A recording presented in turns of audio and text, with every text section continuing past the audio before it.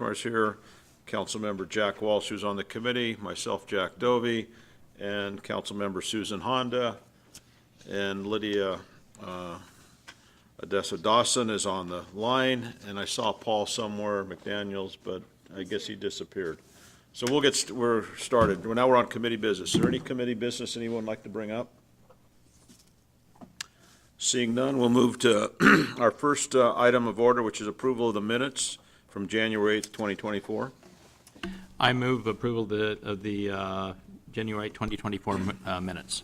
And I will second that. All in favor? Aye. Aye.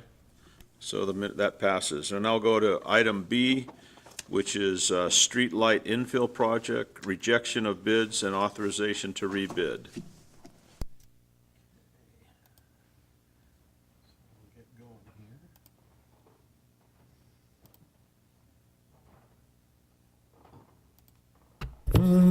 Excuse me. All right, so now,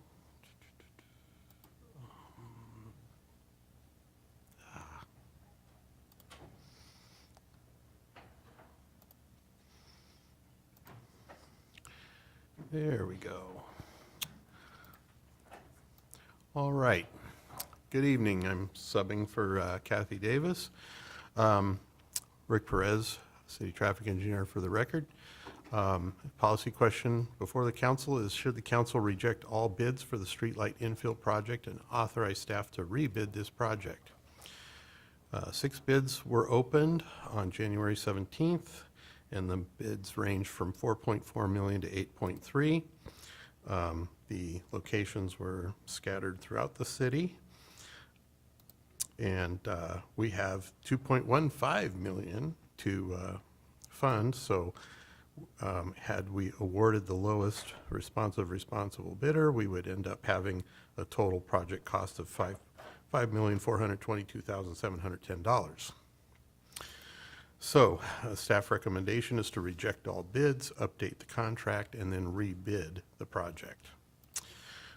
So options considered is to reject all bids and rebid the project, or 2, do not reject bids and provide direction to staff. The mayor recommends option 1.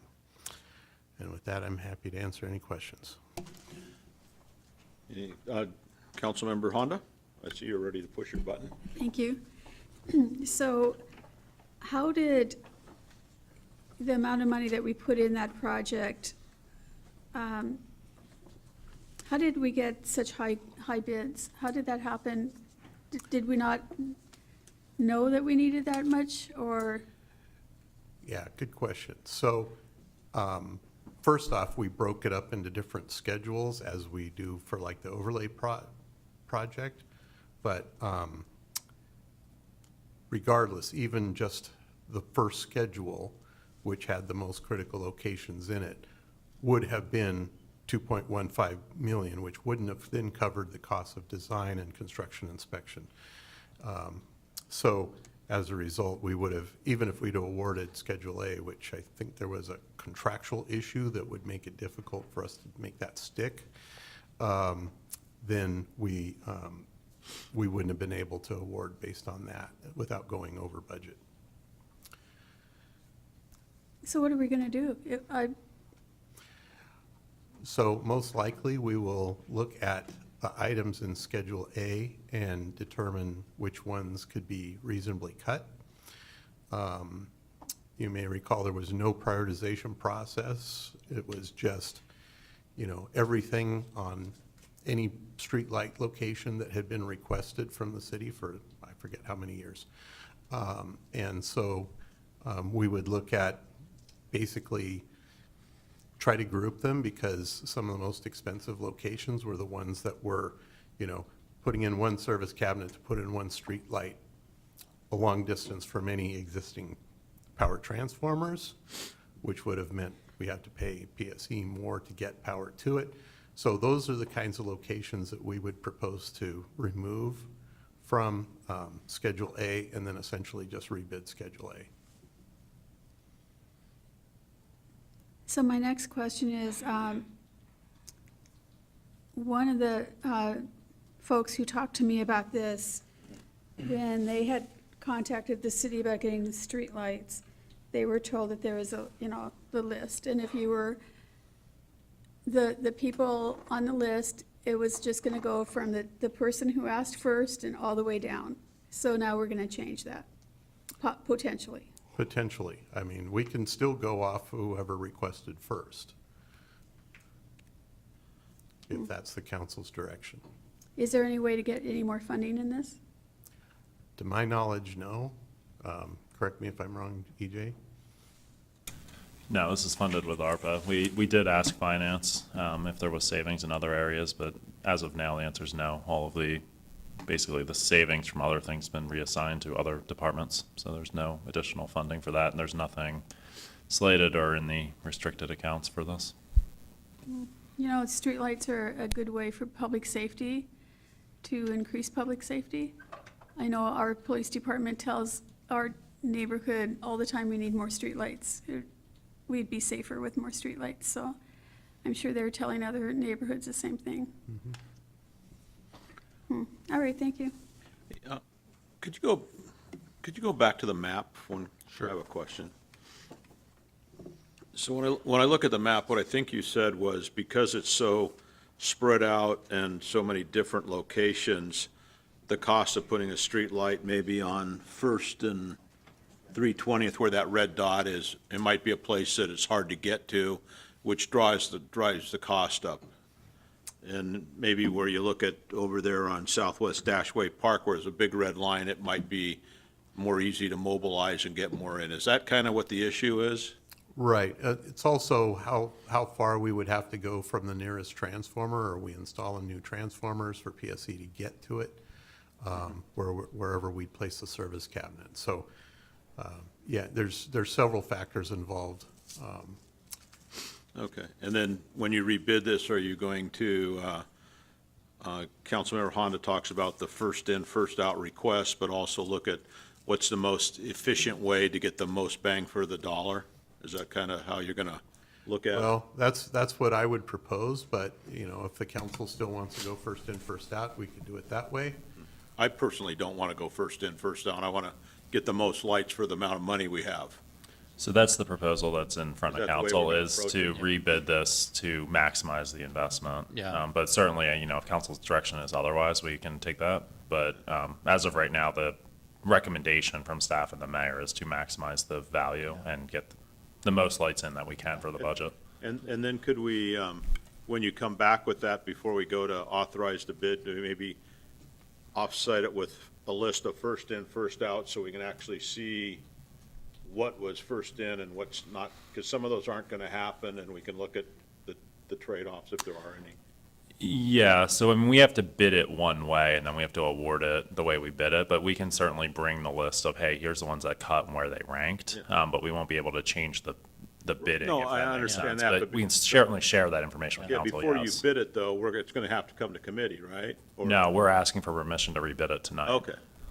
But maybe you can circulate that so we Sure, get an idea. yeah, absolutely.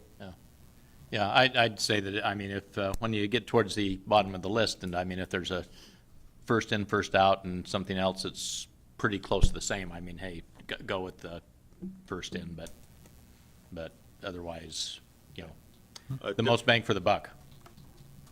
Deputy Mayor Honda, you have another question? Yes, so I'm going to assume, which is a dangerous thing to do, that we're going to get maybe half of the lights that we want up. So for the lights that we don't get up, are we going to have a plan as to how we can get those up in the next couple of years? Will it be in the budget? Or So we've had a standing budget request for at least the last 3 budget cycles to fund the streetlight program, and that hasn't been a priority. So that, I'm sure, will be on the list again for the next budget cycle. So I don't remember the numbers off the top of my head, but I think we fund it 20 to 30,000 a year right now, which effectively replaces knockdowns from vehicle accidents. And I think we asked, if I remember correctly, at the last cycle, I think we asked for 200 or 250 annually to start ticking some of these off. But certainly it comes down to priorities, and there's a lot of them for the city, so it's what council deems is the highest. But yes, that will be part of our request again this So fall. that's from your budget, your department? Yes, we've requested it to be an annual program. Well, I'd like to see it in there because I think we need to get these streetlights up. Thank you. And one last comment, then I might suggest, Councilmember Honda, that as we're coming, and anybody else, as we're coming up to the budget season, if that's a priority, which is higher than other things, then it'd be now time to start talking about it, because it's got to get on a list, or it's probably going to be the same as it is today, next year and the year after. Yeah, and it is on the finance waiting list or whatever it is, Department Director Groom calls that list that he's been working on with council. It is on that. But is it at the tune of 2 to 5 million? No, it's Yeah. 250,000 Yeah. round numbers per year. Yeah, so if it's a higher than a a small ask, then we need as council, if that's somebody, Yeah, and I It guess has to be brought I forward. guess to be clear, I mean, what's been requested previously is to start an annual program that goes and installs not this many at one given time, but is slowly making progress over years. So over the course of, call it 10 years, we would actually get through all of them. And I think what I'm hearing is more of a capital style program where it's going to a lot of them at once. So that's a little bit of a twist on what we've discussed previously, but certainly something we can talk about. But I think the request previously and the discussion previously is more of an ongoing program. So, which would ultimately, in the long run, get to the same goal, but it would obviously take a lot longer. is there a motion? Yes, I move to forward option 1 to the February 2024 consent agenda for approval. I'll second it. All in favor? Aye. Aye.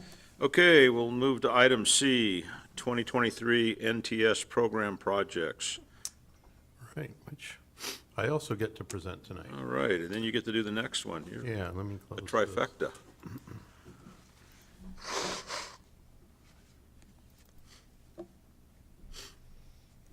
Okay.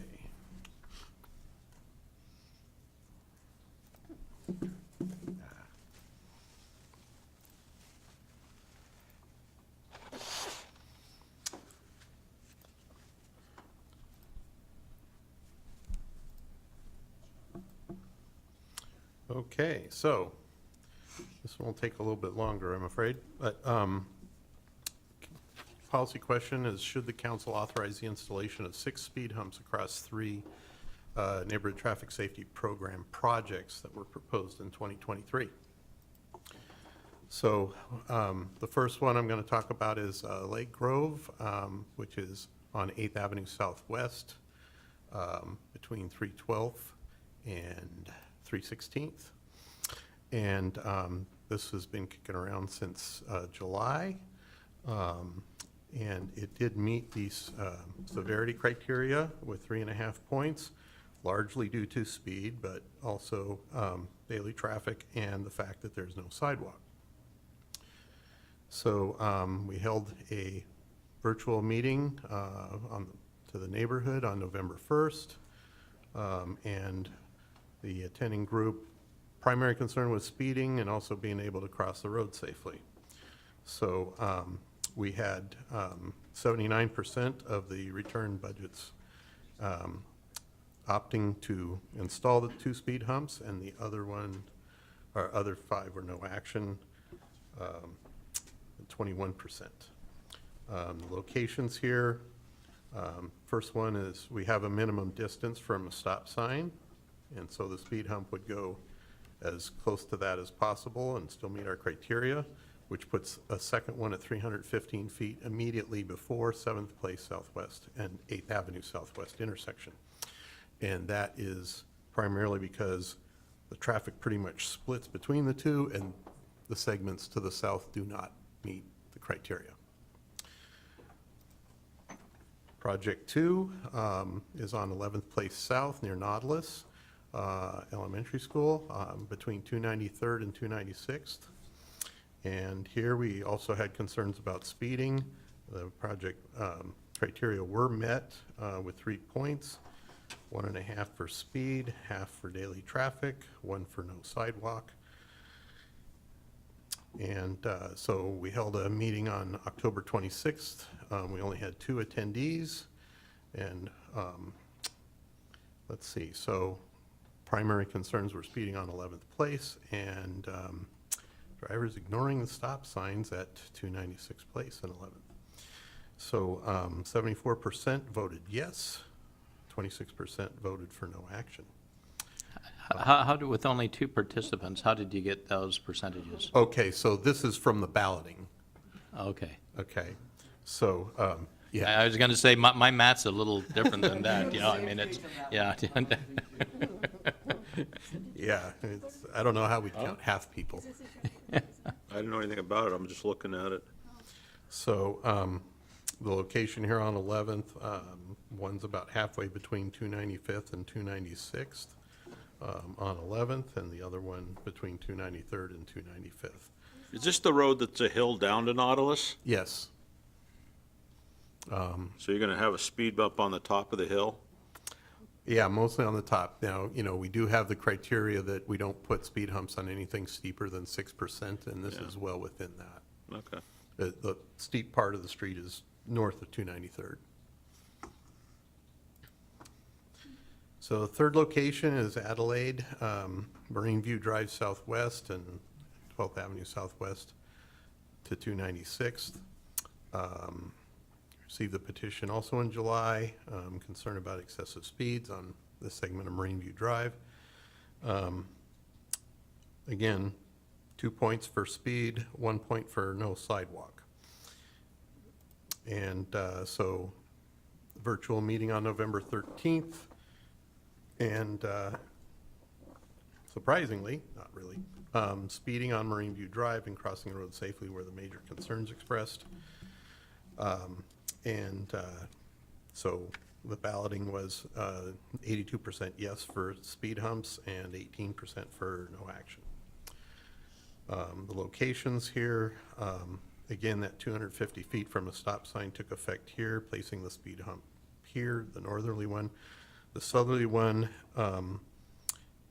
just a hair under our recommended 300 feet, but this is right at the base of the steepest part of 12th Avenue Southwest.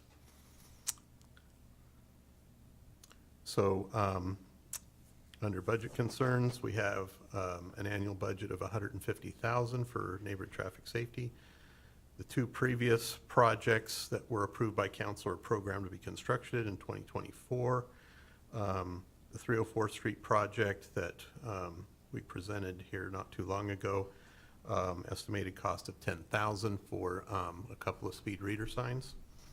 And then 19th Avenue Southwest and 340th, the second phase of that project was estimated at, or for a traffic circle there was estimated at $35,000. So the estimate for these 6 speed humps on these projects is $45,000, which would leave $45,000 for other projects in 2024. So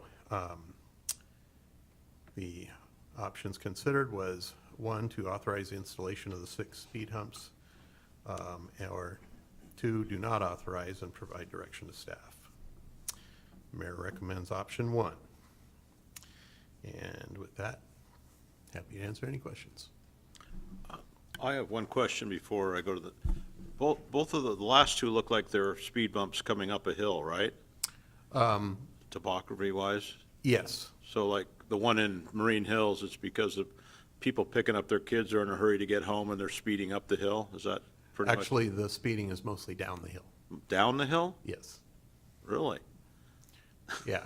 People aren't paying attention to coasting with increasing speed. There's usually a line of cars there a mile long, all the way to, Yeah, that's been, I mean, you've seen some of the changes we've made over the years to try and manage that better. It's But- kind of unique. so how these, just a question, because I know that area, you got the new lane where all the parents go down and get out of the street, and then you, so is this gonna, speed bump gonna go across that lane also? No, that lane doesn't start till further down, Okay. north of 270, or Okay. 293rd. Thank you. Councilmember Honda? Thank you. So the other neighborhood safety projects that we've approved previously, have they all been finished? No, that's why they'll be constructed this year. So Okay. that money has already been approved for them. One, we've had some design issues with the traffic circle because of the utility locations. And the other one was just recently approved. And that was the one on 304th where we couldn't decide whether we wanted to do speed tables, and so we landed on just doing the speed reader signs.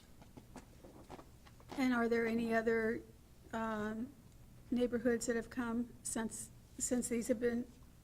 No, No? it's been surprisingly quiet since No? the summer. Well, people will watch this and then they'll call your office. Yep, they will. All right, thank you. Councilmember Walsh? Oh, no. Okay, I see no other blue lights. Do I have a motion? Yes. I move to forward proposal option, I move to forward the proposed option 1, 6 speed humps across 3 2023 NTS program projects to the February 2024 consent agenda for approval. I'll second that. All in favor? Aye. Aye. Thank you. Now we'll go to item D, resolution accepting transportation grants and authorizing the execution of associated local agency agreements.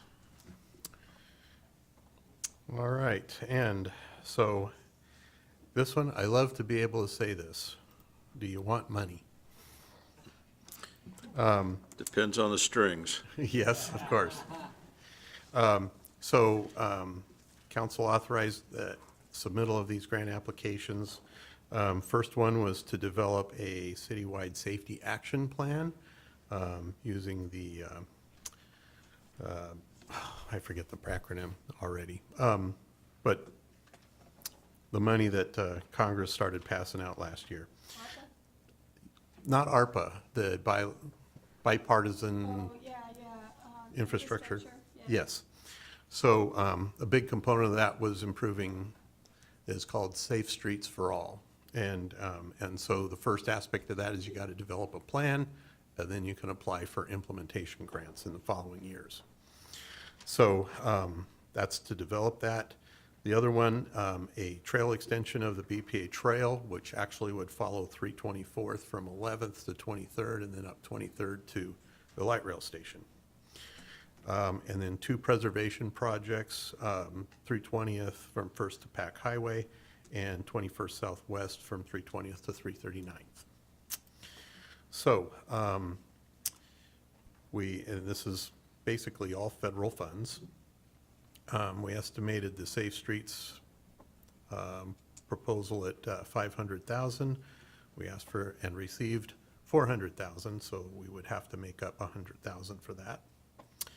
The city center access, we were estimating 800,000 for design of that project, and we submitted for 6, and due to some shortfall issues with PSRC, they asked if we would accept 567,491, and we said, yeah, we think that's a good deal still. So need to come up with a match of 232,509. The 320th preservation, estimating that at 3 million. We were awarded 1.5 million. We already had 1.5 million from the PSRC countywide process. And there's a general rule with the double asterisk here that we may need to match at least 13.5% of the total project cost of non-federal funds. We can't necessarily match federal to federal straight across and have the city not pay anything.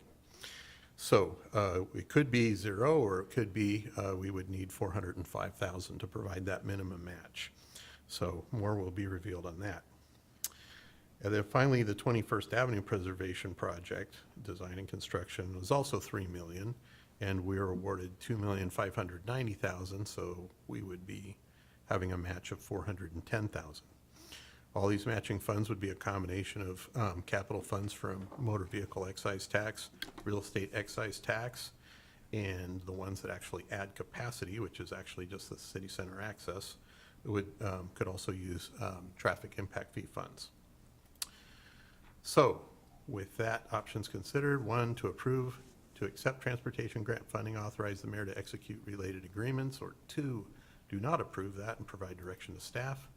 Mayor's recommendation is option 1, to accept. Council President Kochmar? Thank you. Rick, I was just wondering, how do we, who's applying for the grants? Is that through your, So some of these were from the engineering division and some were from traffic, but all public works. okay, well, so do they alert us to the funding that's available? How do we find out when the grant funds are available? So usually there's a call for projects that is passed around to all road agencies in the state. Is that through PSRC or? Some are from PSRC and some are from WashDOT. The preservation projects was direct with WashDOT. Okay, great, thank you. Councilmember Walsh? Yeah, the one with the BPA trail extension along 324th is the soon-to-be proposed development agreement with Merlin Geyer. Would that impact that at all? It's a little unclear at this point since we don't have any specifics on even the proposal for the DA. It's unlikely, but possible. The proposed BPA trail doesn't go through their property. It stays along the east or south side of 324th, so it's, Okay. Off-site, so yeah, and then it's highly gonna, unlikely. then it would go across the future bridge over I-5, so. All It's right. actually on the north side of 324th. So, It's in the right of way, Yes. not on their property. So my follow-up question to that one is, this says for design, so what's it gonna cost to build? well, that depends on the other sources of funding that we can bring to build the entire section of 324th. But So if we design it and we don't get anything else, what's the price tag to take it to the next step? So I don't remember. Do we Desiree, have any idea? About $5 million. 5 million? Yes. But generally what happens is when PSRC funds design, eventually you'll get the right-of-way and construction funds as well. Right. But we've done projects before, we've designed them, and then things change and we just shelve it. And I can think Yeah. of a big project we spent $5 million for, as I remember, and we never went anywhere. Not that, There's been a couple over the years. But- Probably the biggest one was South 356 between First and 99. I'm thinking over the highway at Steel Lake Park. Well, yeah, I mean, but what we're voting on is to get the design done, not doing the project, correct? correct. Okay. Okay. Any other questions? Seeing none, do I have a motion? Yes, I move to forward the proposed resolution, the February 2024 consent agenda for approval. And I'll second that. All in favor? Aye. Aye. Thank you very much. Thank you. What's that? Okay, we're on item E, on-call contract for asbestos abatement, approval and award. So do we have any, Lydia, do you have any questions? Council member?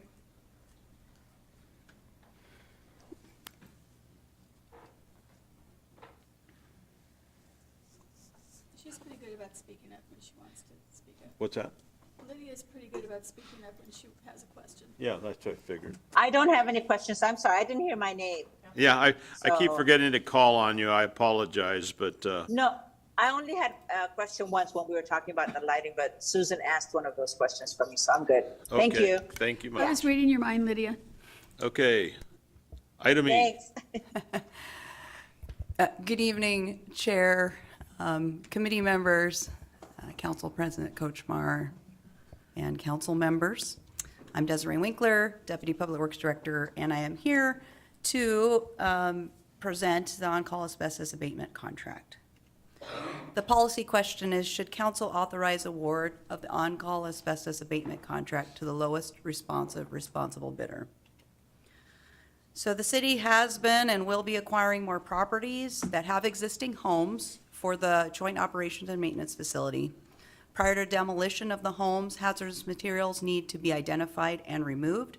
Asbestos has been found in the first 3 homes, and we anticipate the remaining homes may also have asbestos.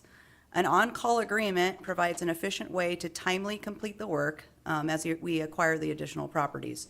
This also could be used for other city properties. as part of this agreement.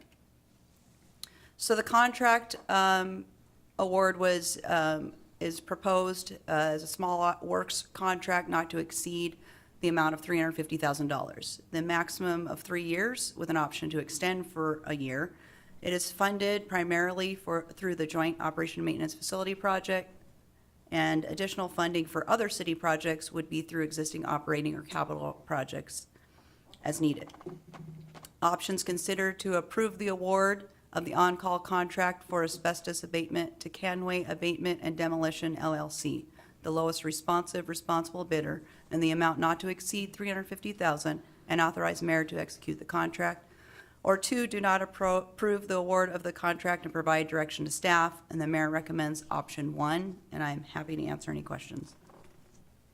Councilmember Walsh? Yeah, just a question. With it being an on-call thing and the scope of the project not really known, how do you figure the lowest responsible bid when you really don't know the scope of the project?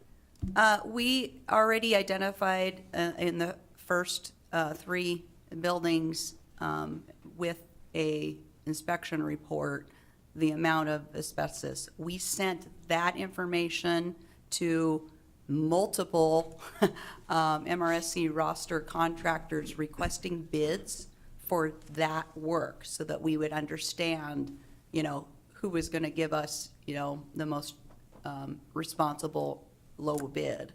And Canway was the one who gave us the lowest bid. So at this point, they will then, we will give them task orders for when we get more inspections, and then we will negotiate the amount for the remainder. Okay, so we're hoping that they continue to provide a good deal on future unforeseen anyway. No, so they bid basically on units. Okay. So we have units, so the future work is just a matter of how many units of asbestos are in there. Okay. So they are the low bidder based on the units, and you compare, that way you're comparing apples to apples. So as part of an on-call contract, they have to maintain their pricing.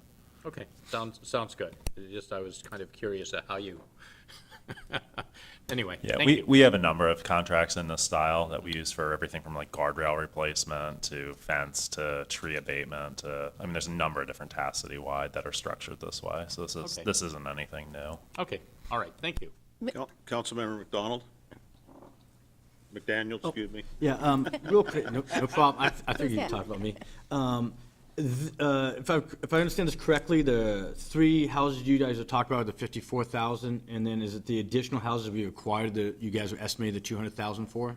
Yes, Okay, and then is the project 610, is that the actual new facility? yes. Okay, so this was already budgeted into the expense you guys had put together for it? Correct. So this is something that originally we anticipated, depending on the timing of when we could get possession of the properties, that would have to have been included with the contract itself. So because we are timely acquiring the properties, we're actually going to ultimately, most likely, save money, if nothing else, on a markup by getting the properties abated, cleaned up, demolished before we turn them over to a contractor. Okay. And the last one, the other city properties, do they exist yet, or is that just if we find other asbestos in other buildings? Well, we have properties that exist, so we never know, like, if Brook Lake or, something else that, that we own, that we need to either even remodel or demolish, they would be available to do, or something in the future we buy. We Okay. never know. So it's contingency just amount in there for that one then? Correct. Okay, thank you. Council President? Well, I'm not suggesting this, I'm just curious. So if the house burnt down, then there would be no asbestos removal, is that correct? I'm just curious, I'm not suggesting this. I think you are correct, If it burnt but down. we would, Do you know someone? No, it just seems kind of funny. so we would have other hazardous waste costs associated with remediating a burned out structure. So I'm not sure how they would compare depending on the amount of fire damage and everything, but I'll let legal answer the rest of that question then. I was just going to suggest that aerosoling asbestos through a fire is probably Oh, not the probably best not a good idea. Okay. Do I have a motion? Yes, I move to forward the option one to the February 2024 consent agenda for approval. I'll second it. All in favor? Aye. Okay, it passes, and now we'll move to item F, joint use operations and maintenance facility, 30% design.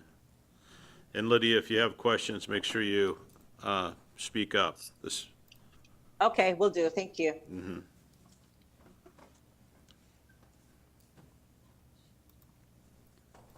All right.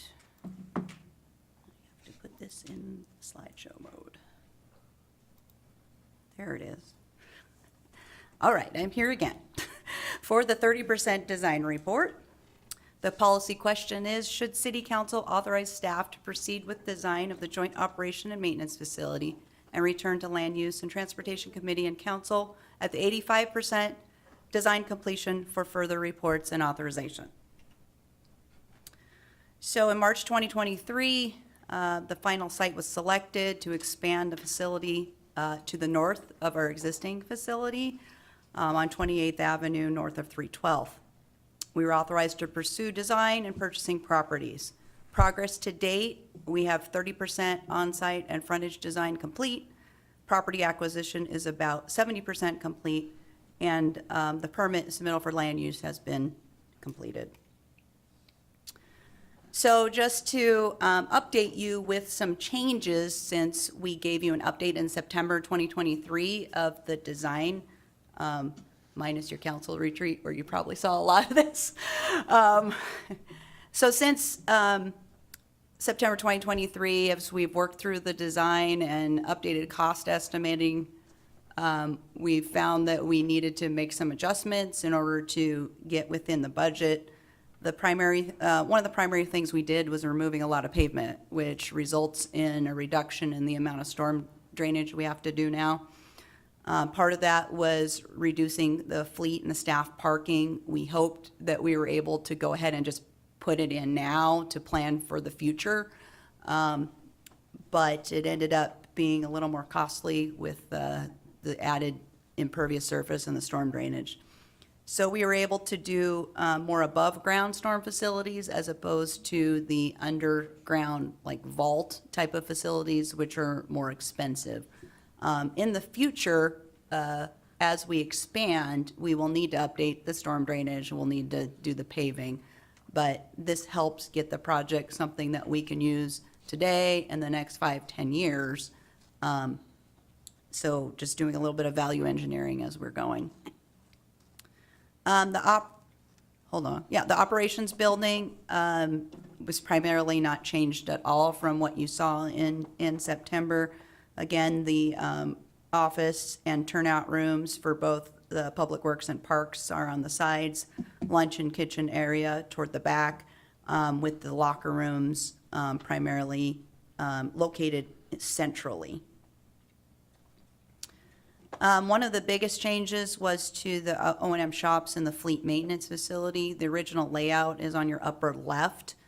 The blue portion on the right that looks somewhat square, that's fleet maintenance. That layout has largely been unchanged. The big change is to the actual operation maintenance shops to the left. So instead of being kind of a long, thin rectangle, it is more square now and allows for expansion instead of up above to double the space in the future when needed, is that the space addition would be to the left.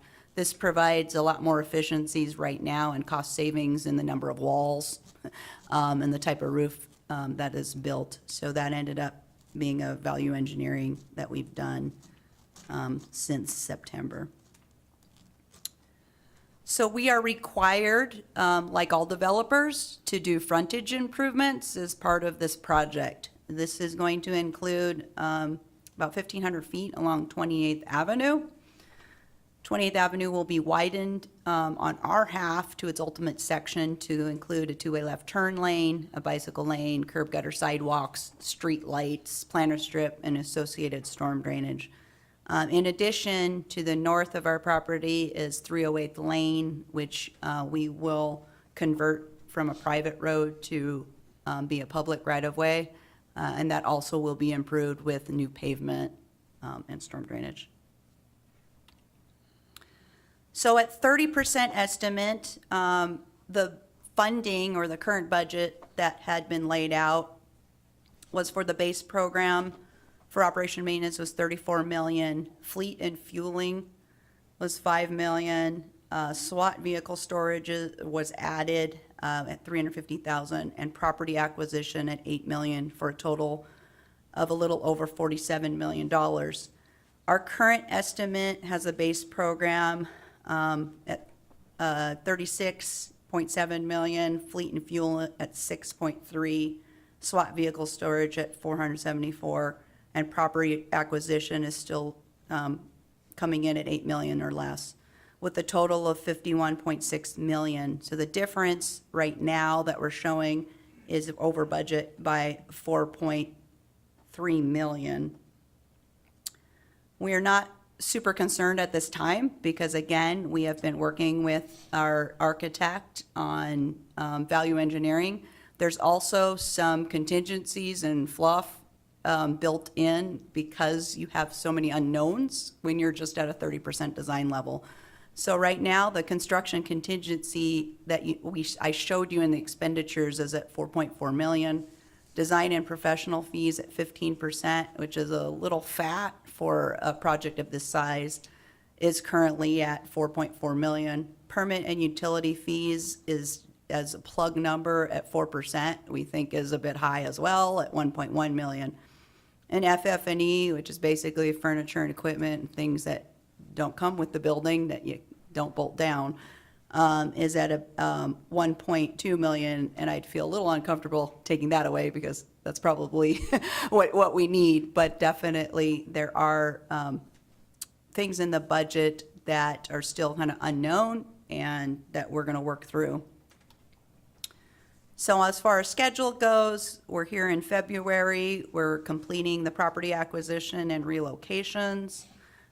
Permitting is ongoing. SEPA will be in and determination out.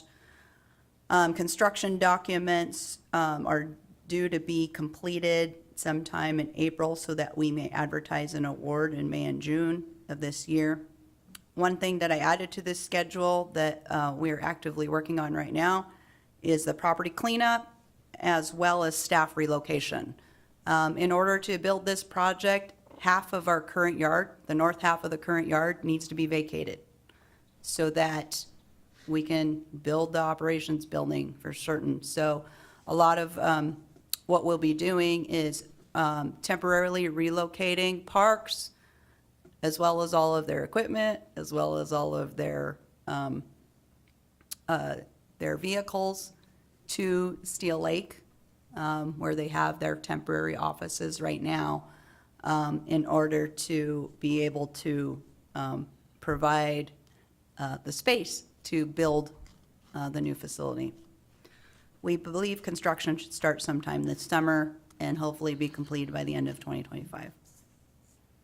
So the options considered are to authorize staff to proceed with the design of the Joint Operation Maintenance Facility and return to LUTC and Council at 85% design completion for further reports and authorization. Or 2, do not authorize staff to proceed with this project and provide direction to staff. And the mayor recommends option 1, and I'm happy to answer any questions. Councilmember Walsh? Yeah, considering the discussion we had at the retreat about the possibility of you know, the second story and the Moving parts. staff going over there and just having a special meeting soon on that, how does that, what's the interplay between looking at those changes and authorizing this today? Nothing, in short. They're two separate items. So the study session is scheduled for the 20th, or second council meeting in February, which I believe is the 20th. the plan as of now is this will still go out to bid. So if the council direction is to go to a second story coming out of that study session or soon thereafter, we'll pull that building out of the bid package and deal with that separately. But there are some building permit timelines and some other factors that we need to keep this moving forward. That also being said, there's a fair amount of site work and utility work that has to happen before the actual construction of the building starts. So that's what we were talking about at the retreat of, like, there is a little bit of a grace period to make that decision with council and not impact this timing. But overall, that's one small component of the larger project. So the larger project, the goal is to keep that on time and keep moving that forward. Okay, all right, thank you. Councilmember Daniel? Yeah, so if I understand you correctly, today's decision is to just say we're at 30% now, to continue to the 85, give us permission to move forward? Just keep working on designing it, yeah. Keep advancing the design. Gotcha. And then on the budget-wise, the 2004 and 5 budget approved 47 million, but you guys' new numbers are coming back closer to 51 million? Is that what it is? That is correct. And then the other one is the potentially $10 million more if we do a second story, puts us at 61 million? So like Desiree said, I mean, the budget right now is at 47. The estimate that we've got, we need to be transparent with council. So the estimate that we got from our estimators is at 51. But Desiree had a whole slide of about $6.5 million worth of, $9.5 million worth of things that are very high. So $8 million worth of just professional fees in there that we don't think is realistic. So, and we are still on a $47 million budget outside of council taking action to change that. Gotcha. And we are not asking for permission to change that. So 51 is the number from them with a whole bunch of contingency money in there that we are fairly confident is not needed at this point. But if it comes back that that's incorrect, that'll be a conversation at the 85% level before it goes out to bid. Gotcha. So if I understand it correctly, it's 47 is what's been approved. Correct. 51 is what you guys got quoted, but you have some fluff in there. But then if we would, like I said, if we use the high number plus the 10, we're looking at about 61, worst case scenario. Yes. At the moment. Yes. Okay, that was it. Thank you. A question I have is, based on our retreat and the discussion of a second story, whatever, that would mean that you'd have more impervious parking lots or whatever we do, water goes through them or something, which is what you said you cut out to make the budget at 35%. Correct. Correct? Yes, so when we worked to get that rough number of 10 million Yeah, for you, okay. that included the additional site work, which would be additional staff parking and the associated storm drainage required. Okay, so what you said in this presentation that you had cut out, we would be actually putting back in if we did the, That is correct. and I think I heard you say that in the future we may have to do that anyway? Yes, I mean, this is a 50-plus year facility. Yeah. And we designed the space Mm-hmm. and the property acquisition in order to accommodate, the growth for the next, hopefully, 50 years. Right. So as we add staff and the associated equipment and all of that, eventually, we would probably need to convert the above-ground ponds into underground storm drainage and then fill it in and pave those areas. And if you were to do that now and not put a second story on, was there an estimated cost what that is? We ended up, when we looked at the site work, the original site estimate came in at about, it was like 11, 12 million. We ended up being able to cut 3 or 4 million out when we changed it. So, yes. About 3 It's million? really it's the, So really, when we have the discussion about the second story, we're talking 7 million, not 10 million, because we're going to have to do the other 3 million sometime in the next 50 years. correct. Is that correct? As far as, I mean, well, am I deducting Well- that correctly? it's a little bit different because you're Yeah. mixing apples and oranges. You were Yeah. talking, adding, not the operation and maintenance staff to the new I office understand that, building. but 20 years from now, when you have more people there, if we don't do something, there'll probably be a discussion with somebody saying we need more parking. Right. because we've added. At some point, I mean, most projects like this are set up to be phased, similar I to what you're understand. seeing. Trying to Picture what the difference. Yeah, I mean, Today, then it's tomorrow. ultimately, even 20 years from now, even if you add, and I think the hesitation from both Desiree and myself is even if you add the second story, you add the parking that we're talking about now, and yes, to your point, it's adding it back in, something we took out as part of value engineering. 20 years from now, even with that second story, we are still not accounting for 20 years from now. So 20 years from now, you're still going to be having that same conversation of, hey, now we have still grown the staff and it's add more parking. So I don't think this changes that future conversation. Okay, But it's a little bit of apples and oranges. okay. Motion. Oh, I have a Oh, question. I didn't see your thing, sorry. Councilmember Honda? Can you explain to me what value engineering is as compared to other types of engineering? I hear you guys say that word a lot, and I'd like to know what that is. Well, there's kind of the general term and there's a formal term. So truly, value engineering is taking a step back and looking at a project and trying to figure out how you can be more efficient and cost-effective. So truly, in the general sense, that's what value engineering is.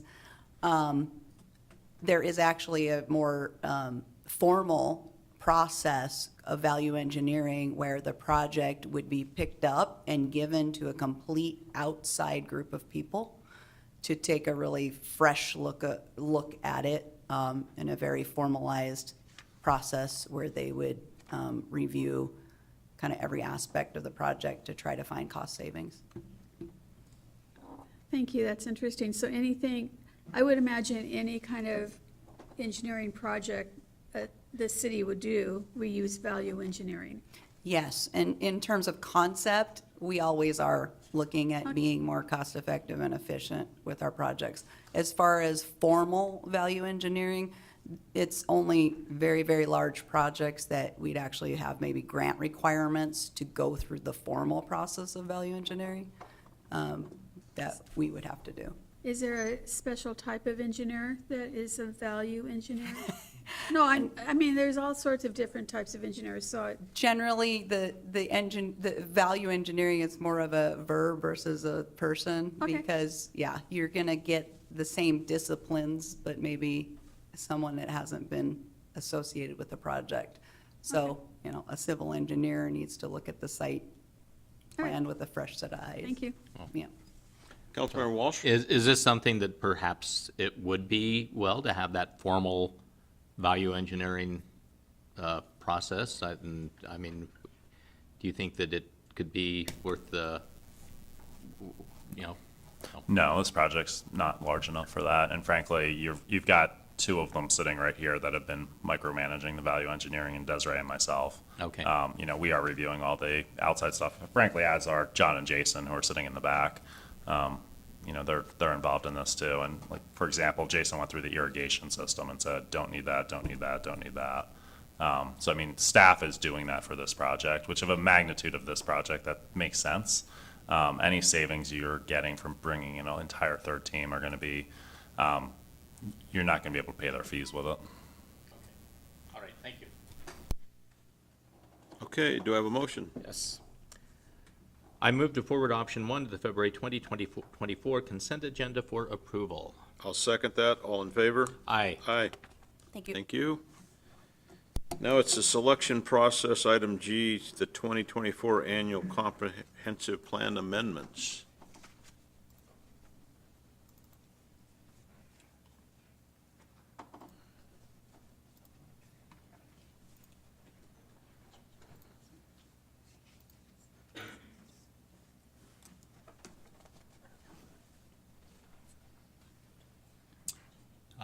Good evening, Committee Chair Dovey, Council President Kochmar, Council Members Acefa Dawson, McDaniel, Honda, and Walsh. This is the docketing LUTC meeting for two applicant-initiated annual comprehensive plan amendments for the Commons Mall property, which I'll present, and then the Flowers property, which Natalie, my fellow planner, will present immediately after. As a refresher on the docketing process, consistent with the Growth Management Act, City Code allows applicants to apply annually for amendments to our comprehensive plan. The unique thing about this process is there's actually two decision points by council. The first is largely a filtering step on whether the proposal should even move forward to be evaluated by staff.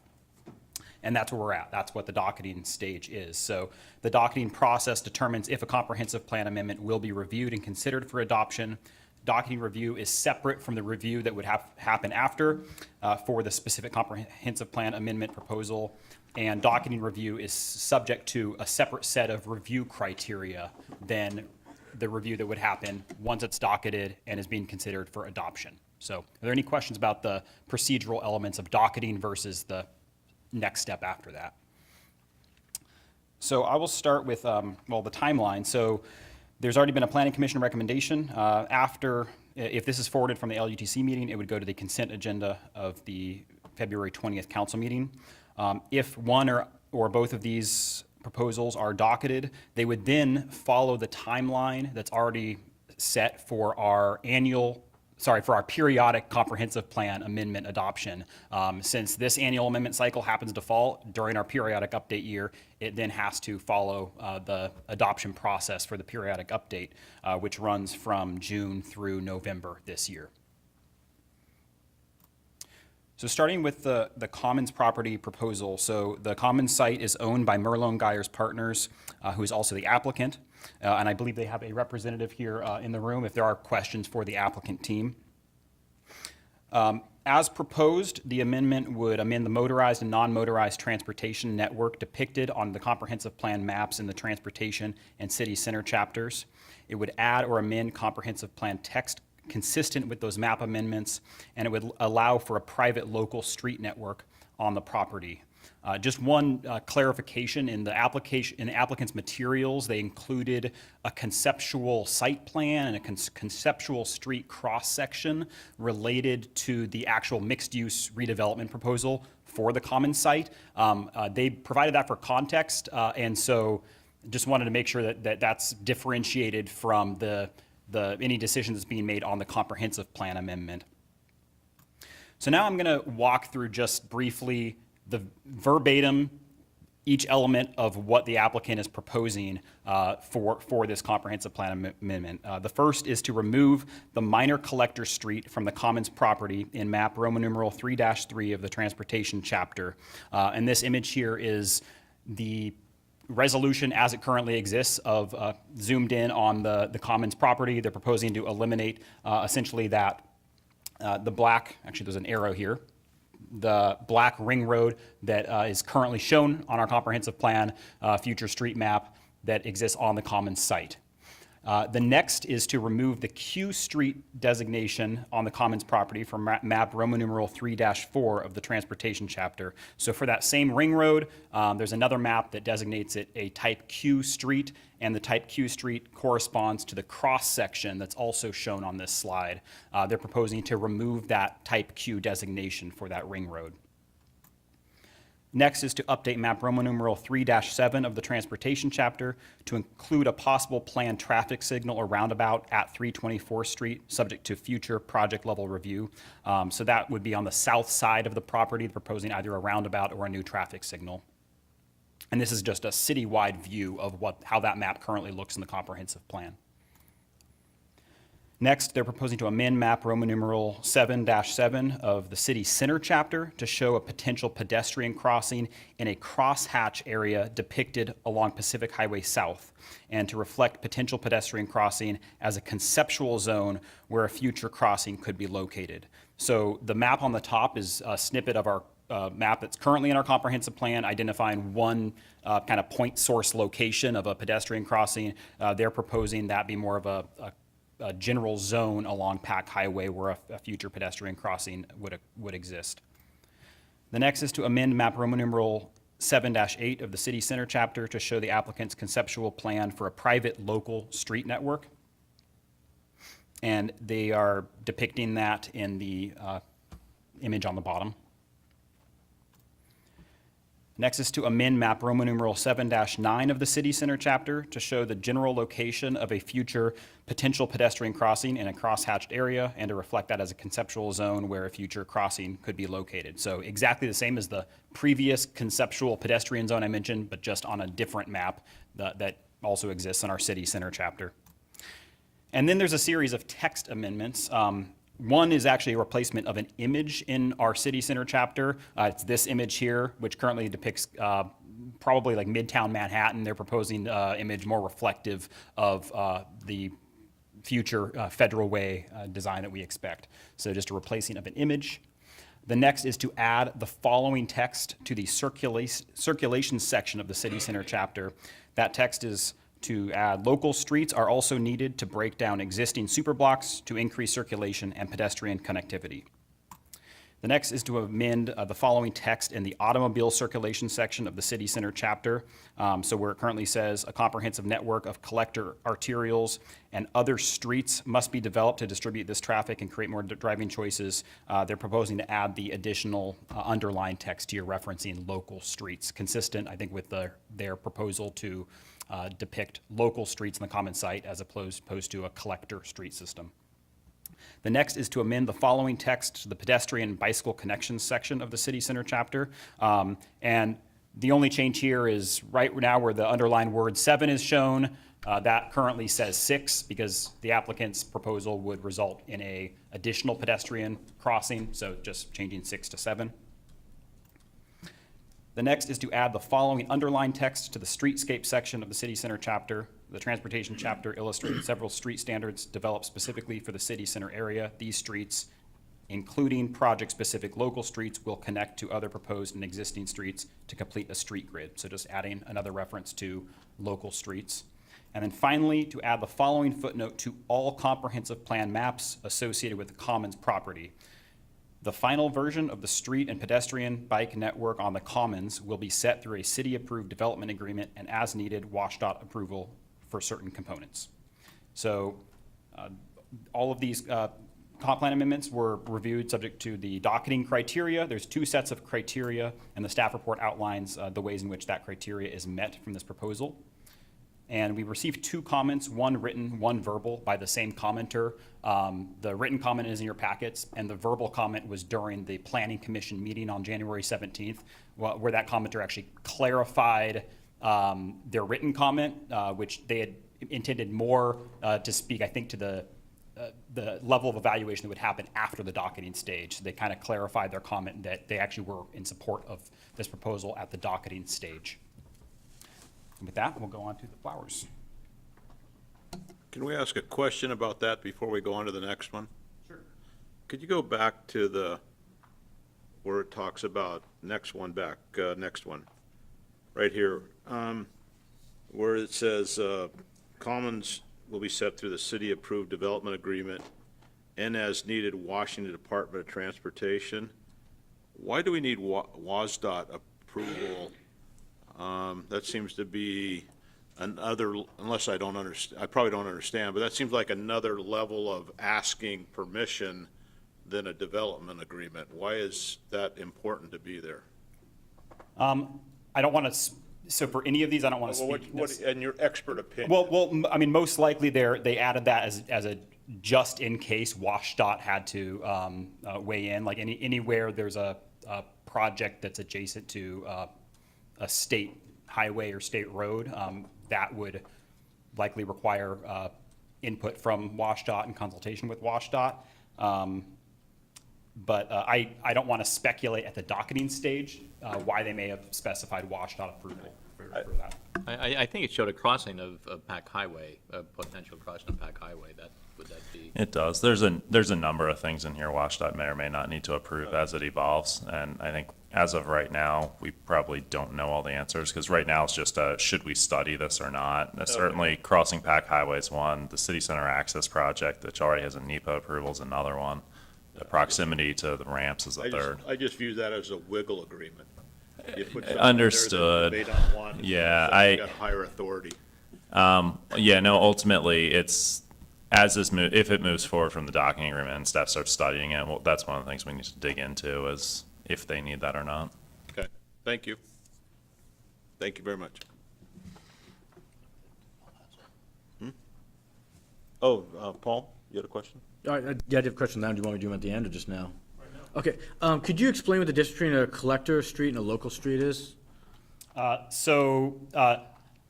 The technical answer on that, I'll defer to probably to traffic, but there are a range of street designations ranging from major and minor arterial, and I think major and minor collector.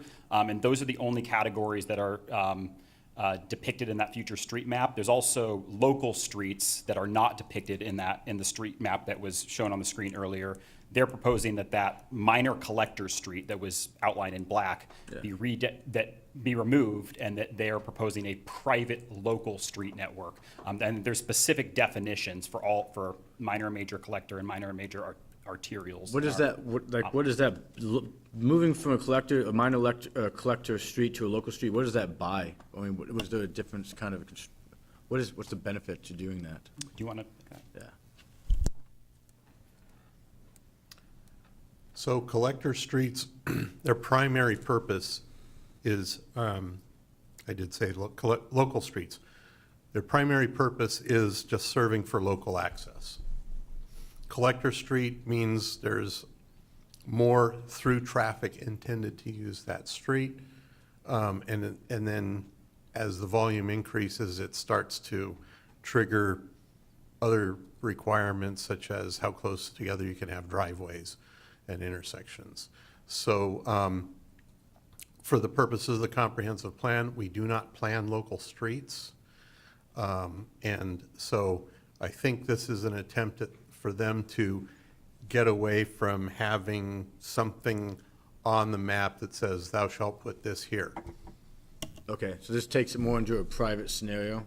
It's a private scenario, and it's something that they would potentially have more flexibility in locating drive aisles.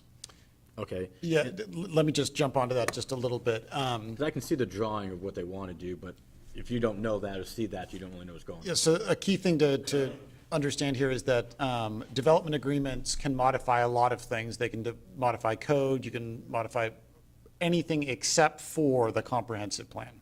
So there's no way in a development agreement to do something that is inconsistent with the comprehensive plan. So right now in the comprehensive plan, there's that ring road depicted. By making it a private local street network and removing that ring from the comprehensive plan, they will no longer be bound by the ring that's in the comprehensive plan. That's what I was looking for. Thank you. I get it now. Thank you. So the only communication you had from anyone was from the Target Corporation? That's correct, yes. Did Part of some- public comments. Right. Did someone reply to that and talk to them about that, or this So that commenter, came to the meeting? they Zoomed or phoned into the planning commission meeting, and during the public comment portion of that, they clarified their written comment in front of the planning commission. So then as this moves forward, then that comment is taken into consideration? It will be, and they were also told, though, that there's going to be another comment opportunity. If this is docketed, then this would be reviewed, and then at the time that this was ready to take to a public hearing, through the adoption phase, there would be a whole nother comment opportunity at that point. But I'm sure we would also include the comment that came in during the docketing stage. Basically, their comment had to do with the substantive review of the project, i.e. it wasn't an appropriate comment for this docketing stage, and that's what they said at planning commission. Okay. Thank you. We'll now go to the next one. Thank you.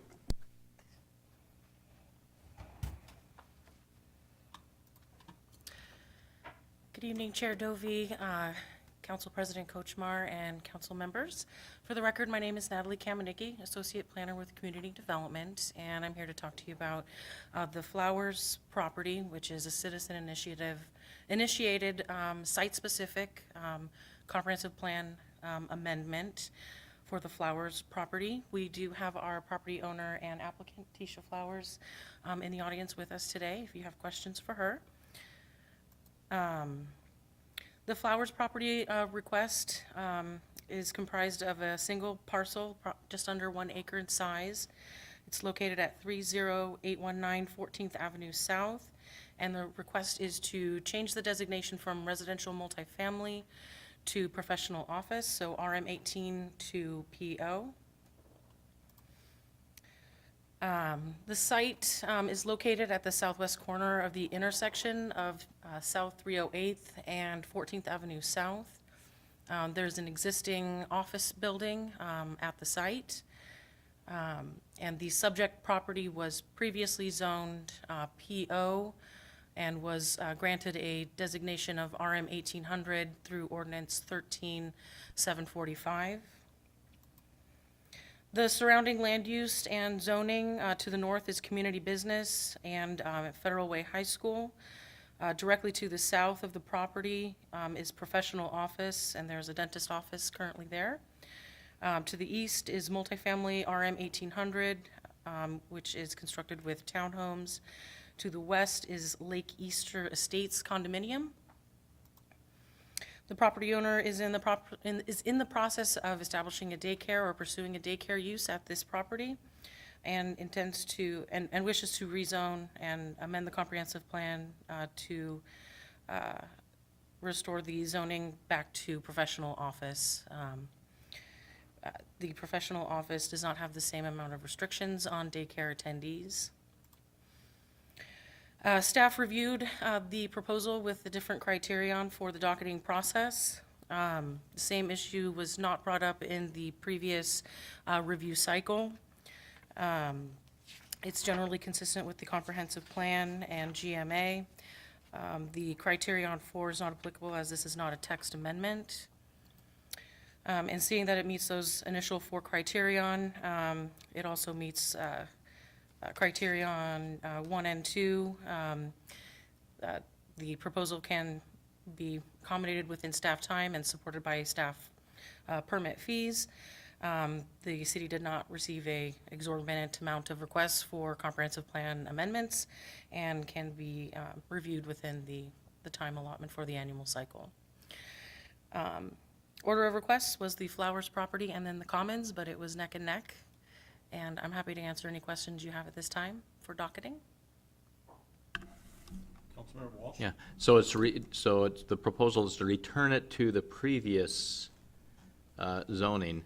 But correct. there's an office there now, so why, if there's an office there now, why did it get changed previously to residential from office if there's already an office there?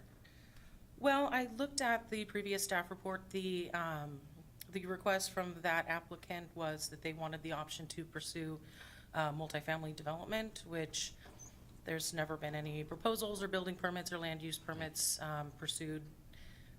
And property has changed hands, and Ms. Flowers is pursuing the daycare and rezoning to the professional office. Okay, and it's about a 1 acre parcel? Just about 0.93 acre. So That's a big daycare. There's an existing building, kind of 2 levels. Okay. It's just over about 6,000 square feet. Okay, And they'll so be improving kind of the south additional- portion okay. All right. as the outdoor space for the Okay, children. all right, thank you. Okay. How long ago did this, just out of curiosity, because this is a abnormal request, when did we change it from what it was to what the multifamily? That wasn't that long ago, was it? It would have been in 2013. Oh, that's a different piece. Okay, got it. Okay, do I have a motion? Oh, wait, excuse me, Councilmember Honda. We are a childcare desert here in Federal Way, so anything we can do to support more childcare facilities coming in, we should support. Yeah, it's a good deal. Okay, Councilmember Walsh.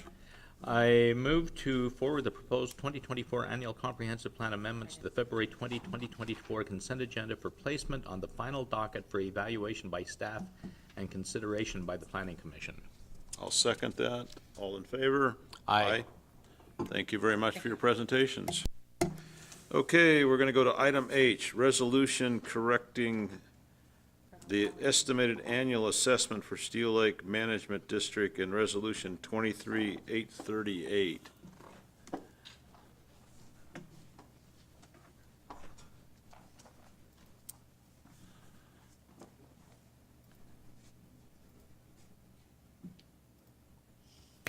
All right, good evening, council members. My name is Kevin Dew. I work at Public Works as the Water Quality Program Supervisor, here to present the resolution correcting the annual assessments in Resolution 23832, or 838, which is regarding the reformation of the Steel Lake Management District. So basically, the question is, should council will adopt the resolution correcting the annual assessments stated in the resolution 23838. A little bit, to summarize the situation here, is basically the resolution currently says the estimated annual assessment to be collected is $15,232, and we need to correct that to $15,294. This is because due to a parcel that got developed, so it became was vacant, $33 per year, now developed $95 per year. And so when we sent this bill over to King County, they were like, "This doesn't match your resolution. You stated in your resolution, stated in your first resolution. Please correct that. Otherwise, we can't bill for the Sea Lake Management District." And here I am trying to change it so we can get the money for the district. So Mayor recommends option 1. Are any questions? Do I have a motion? I move to forward the proposed resolution to the February 2024 consent agenda for approval. I'll second it. All in favor? Aye. Thank you. Thank you. We just spent more $30 money motion talking there. about it. It would cost us more to have your question. We tried as hard as we could to justify it as a clerical error, but we determined it was not, so. You're going to ask a question on the next one.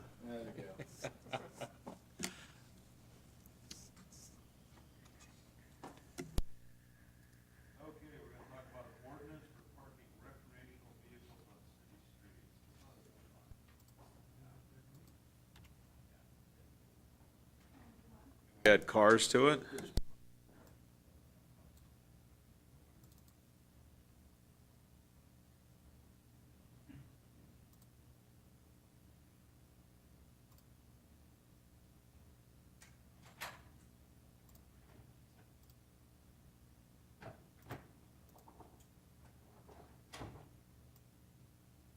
I heard, can we add cars to it? I think that's what the legislature in Olympia might be going towards.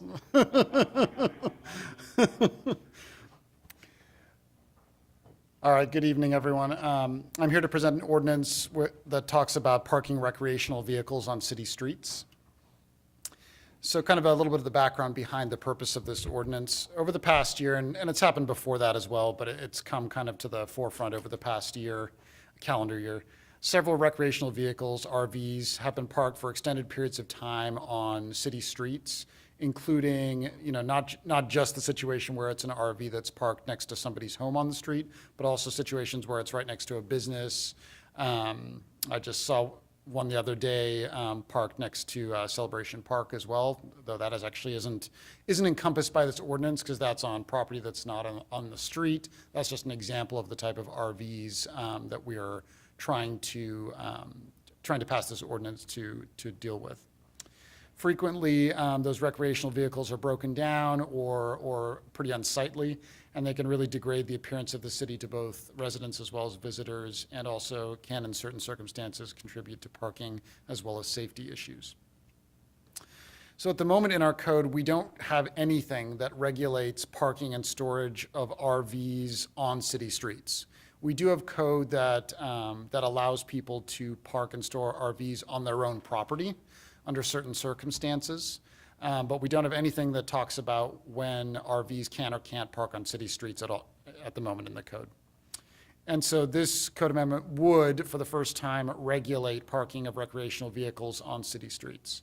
And it does two things. One, it would prohibit parking of all recreational vehicles on all city streets that are in non-residential zones, i.e. it would prohibit parking completely of RVs in commercial zones, in business zones, in city center, those non-residential zones.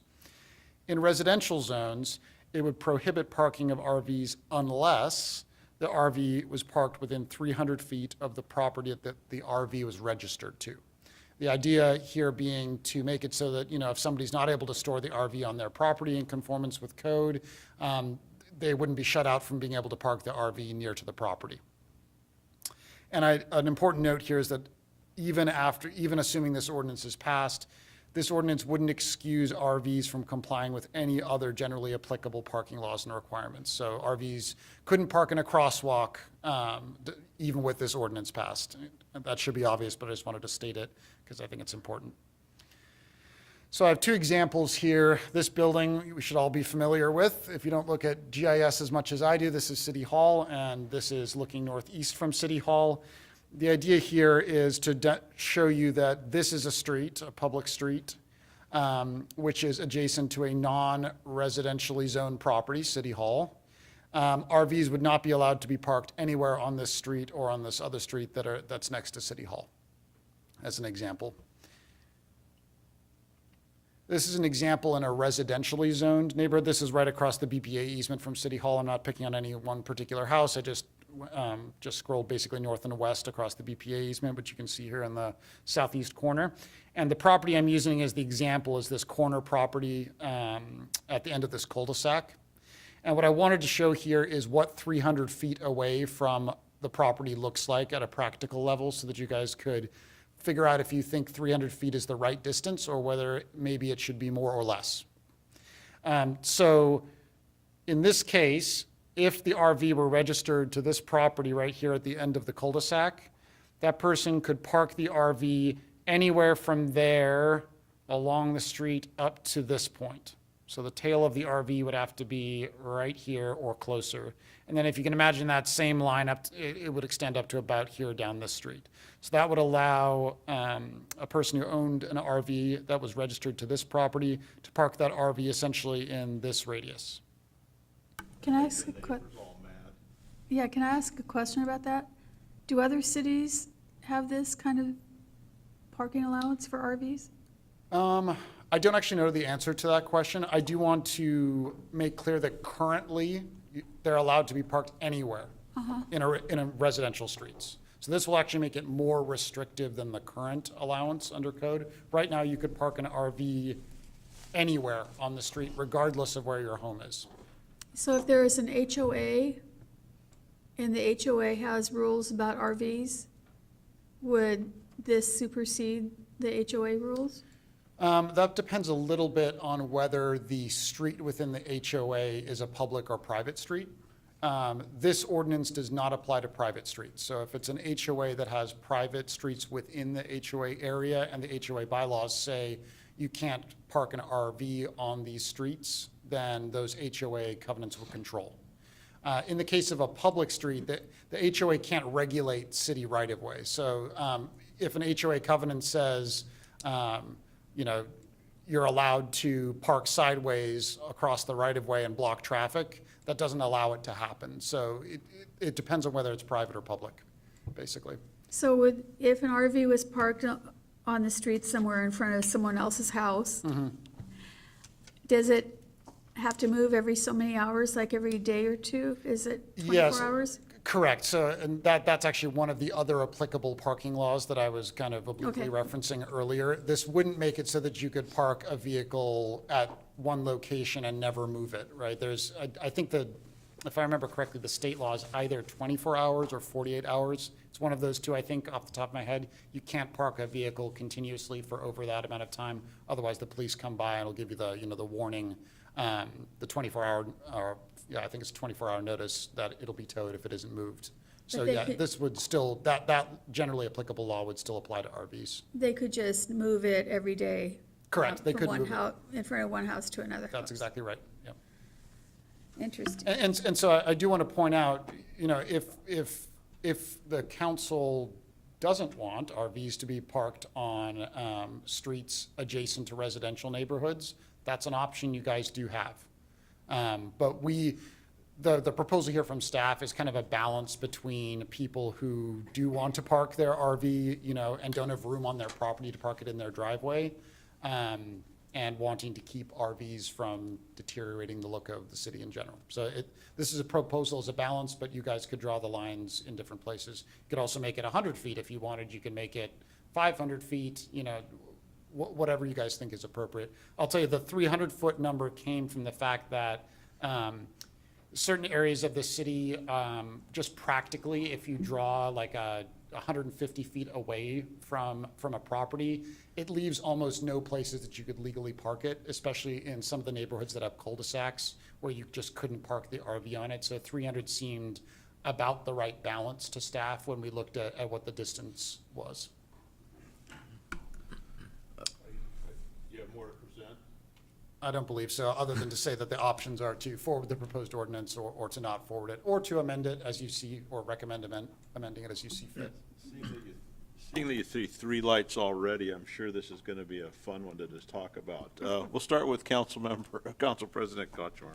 Oh, I'm just wondering, I know we get complaints about RVs that are derelict or parked in commercial areas or whatever, and they're living in them.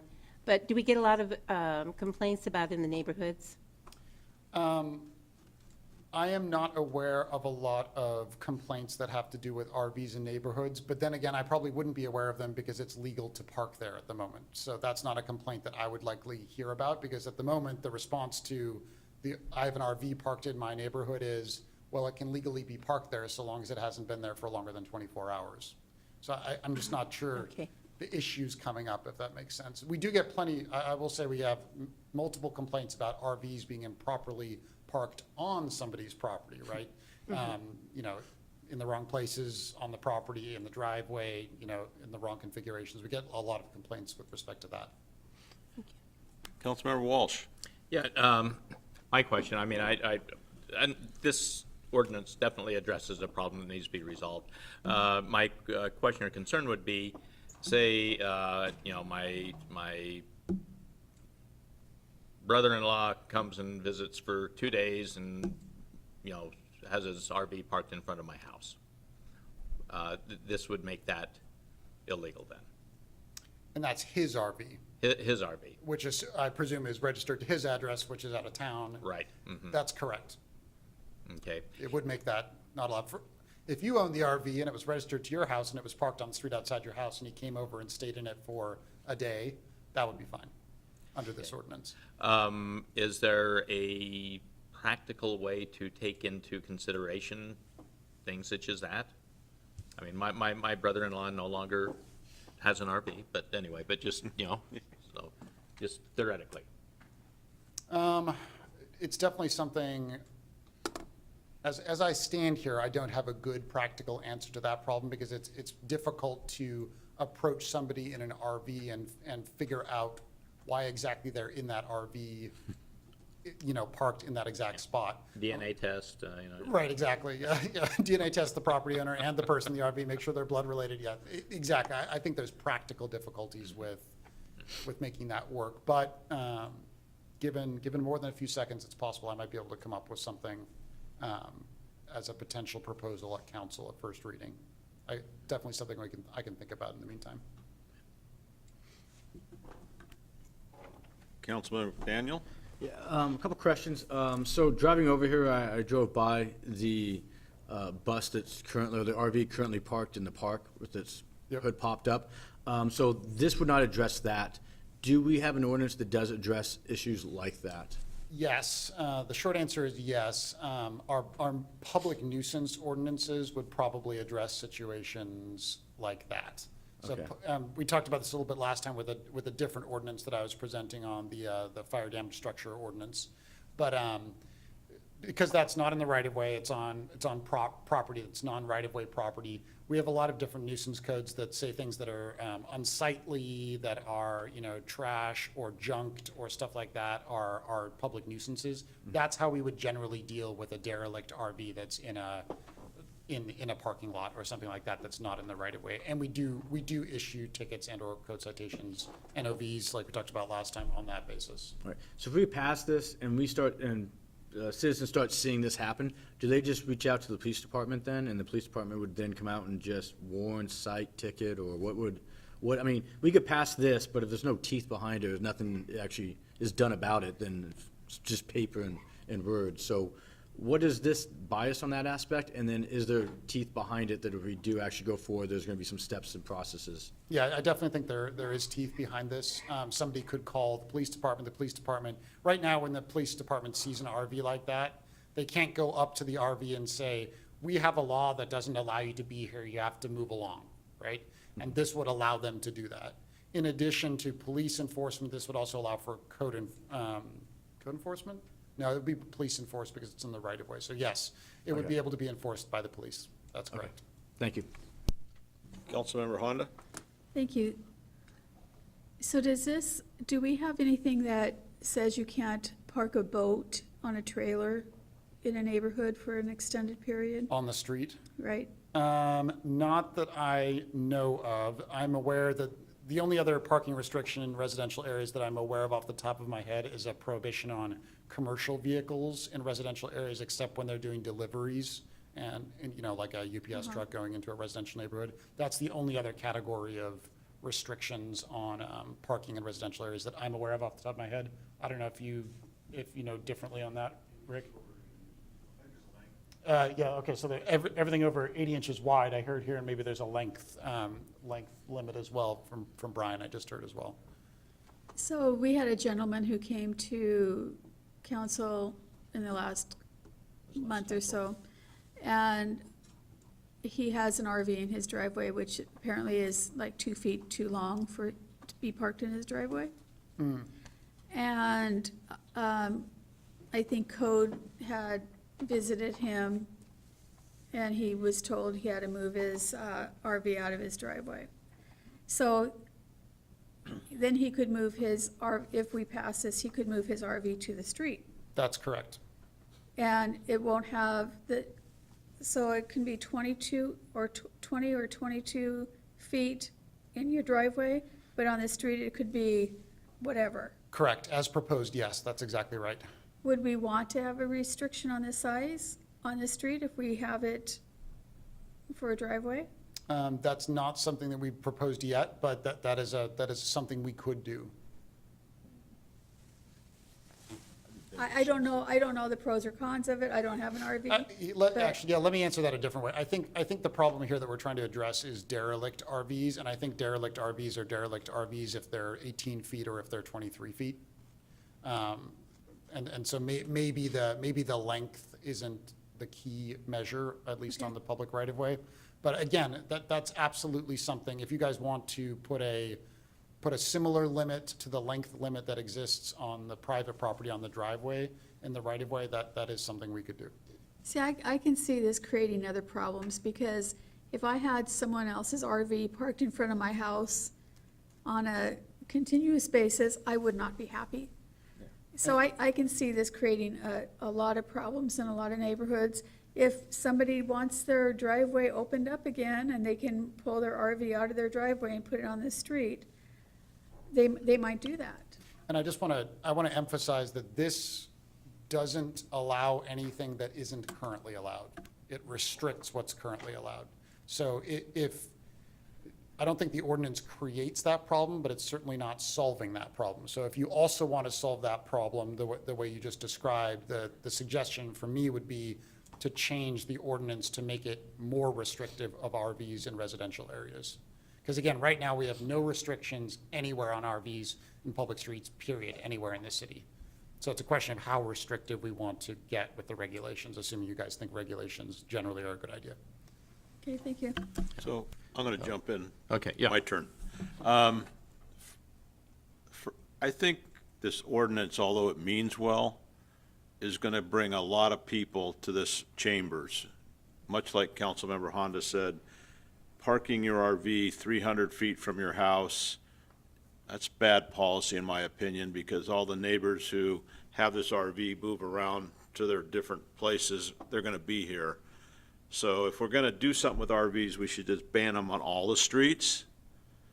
And we should probably add travel trailers, and we should probably add boats. Because when we get into this musical whack-a-mole of whose RV is it, and it goes over here and it goes over there, we're just opening our citizens up to be not happy. So if, I propose if we're going to do something like this, we do it and not just move it to the street to somebody else's location. And we might want to think about, the person who buys an RV and how we have it that you can't park it on your own property because it's X amount of feet or something. We revisit that so the person who invests in RV can make it so they can park on their property so it's not in front of their neighbor's house. But doing it this way, we're just setting ourselves up for a tremendous amount of unhappy people, in my opinion. And I understand what you're trying to do, and I think we should do it. But giving a free pass to park in front of Susan's house or Jane's house or somebody, Bill's house, because you buy an RV and you can't put it in your driveway. I mean, I don't think that makes any sense at all. I would suggest that some properties, some private properties aren't set up in a way where they could Well, easily meet the code requirements for, and perhaps that goes to well, your then they point of- shouldn't buy an RV or go to the rent-a-center and put it there. I mean, Fair enough. either let somebody, if they buy their RV, park it on their property so it's their problem instead of their neighbors. But let's not move them, I don't think we should be moving them all over the neighborhood. I mean, nobody gonna like that. So it's an easy change to forward this with an amendment to make it so that you're not allowed to park them on any street in the city regardless of zone. That's a very easy thing to do. I mean, Makes it more straightforward in a lot of ways. be a lot easier to police if that's what we're trying to do. We'll go to Councilmember Walsh, then Okay. President Kochmar, and then back to It McDaniel. seems to me as though a possibility also would have it, just like it is in here, no parking of RVs in a commercial or zones like that. And in residential zones, that you cannot park an RV more than 24 hours or 48 hours, something like that. So, I mean, if there is you have a guest overnight that has an RV, they can do it there, but it sure as heck isn't staying. I'm not sure that helps any more than the current state law restriction on parking in a certain place more than 24 or 48 hours, but maybe we could make that work.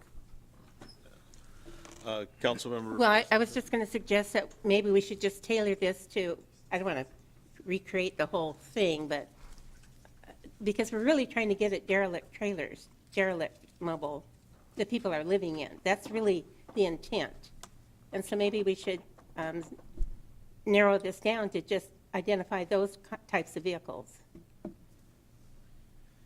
Yeah, it becomes, it becomes pretty difficult to define what that derelict RV is. And there's also a little bit of, there's some legal concern in terms of identifying explicitly, RVs are okay so long as you're not living in them type of thing. That's a bit, we probably don't want to write that into our code, I don't think.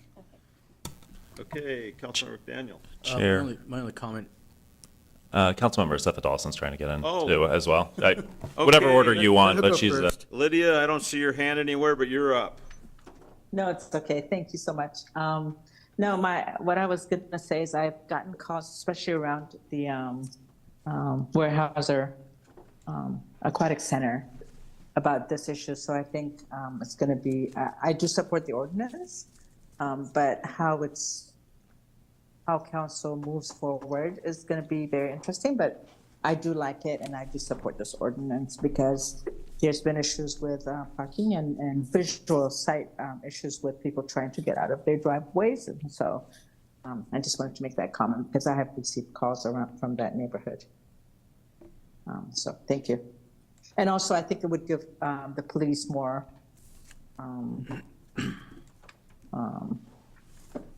teeth to actually give the people tickets, because right now what we've heard in the past is that they can't do anything about it. So this is a good thing to have the ordinance in place. So thank you. That's my comment. Thank you.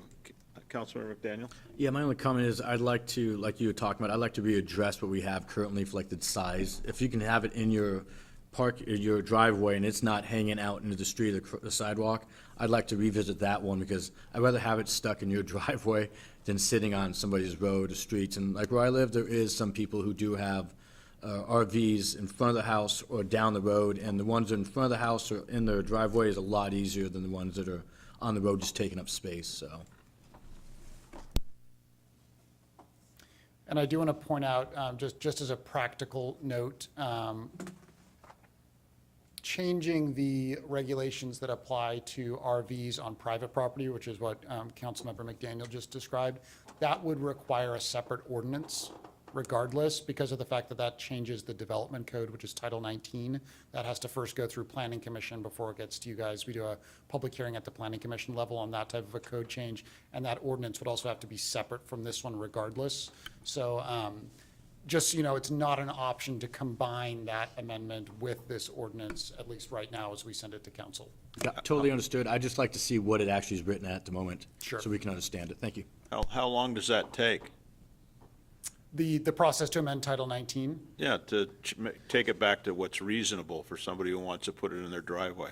Not that long. It's just an extra step in terms of going to Planning Commission. So I just wanted to make the point that they have to be separate ordinances regardless. That's all. So is that 60 days, 90 days? Yeah, it would probably be another 60 days before it was back before you, something like that. It's not that long. Okay, thank you. Councilman Honda? So for an RV in a driveway, is it 20 feet or 22 feet? I was opening up the internet browser as you were talking, anticipating that you were going to ask me a code question, but I had to open the code for I it. think it might be 22 feet if I remember that gentleman right. And his was 24 feet. So I don't know what the average length of a driveway is, because I'm sure it's very, very different. Do you know But what- if you have an RV, you're probably buying it, thinking ahead where you're gonna put it. You would hope. All right, I'm getting there. 22. 22. Parking or storage of any recreational vehicle or boat more than 9 feet in height and more than 22 feet in length is prohibited in residentially zoned lots, so 22. Okay. Note it has to be both more than 9 feet in height and more than 22 feet in length. I think that would be something that we should look into changing too. Because how many of that size actually are in the city? Yeah. I do note also that there is, as I read this, you can see where my cursor is, there's a way that an applicant can currently request using process 3, that's an administrative Keith director decision, to park or store a vehicle or boat of any size on a lot in a residential zone, provided you meet these criteria. So there is currently a way to permit more than a 22-foot in length recreational vehicle or boat. So do you know if that gentleman actually has come to the city to get this process? I do not. I do not know. He may not know about this code. He may not meet the requirements of Okay. this, or he may not want to pursue the process 3 or some combination of Well, those. he was, I believe he was cited by code, so he probably would want to do Yeah, something. code enforcement came because his neighbor called him and reported him, Yeah. right? Yeah, they reported them on the app. Or somebody reported him, yeah. Yeah, yeah. And so the criteria are the parking or storage will not be detrimental to the character of the neighborhood. The property abutting it will not be impacted by the parking or storage. The placement of the vehicle won't create a fire hazard, and the parking is clearly accessory to a residential use on the subject property, and the vehicle is operated by a resident. So those criteria seem actually if pretty you- achievable, yeah. is what I would suggest. And if you look at that criteria, what we're being asked to do is move the problem from somebody's yard to somebody's front yard. And I do want to, I know I already said this before, but remember that currently it's allowed to park an RV anywhere in a resident. I just want And I to, understand, and I believe what you're asking makes common sense. We should ban motorhomes parked on the streets. But we should ban them all the streets and make it easy for people to park it on their own property instead of doing whack-a-mole. And I'm not familiar with the one Councilmember Honda's bringing up, but I know historically we've had 2 sets of complaints on private properties. One is this, which may be the one that you're referencing that I'm not familiar with. We've also had a problem where people have more or less a 20-foot driveway and they have a 22-foot RV, so it's blocking the road and/or the sidewalk, which is a separate problem of obstructing the right-of-way. And we, as a city, have dealt with both, where it's on private property but obstructing something and it's too long. So I'm not sure which one with the 22 feet specifically is being referenced in there, but historically, we've had both problems. If I remember right, the gentleman said that he had his 24-foot RV parked in his driveway for many years without an issue. Now, that was like 2 meetings ago. Yeah.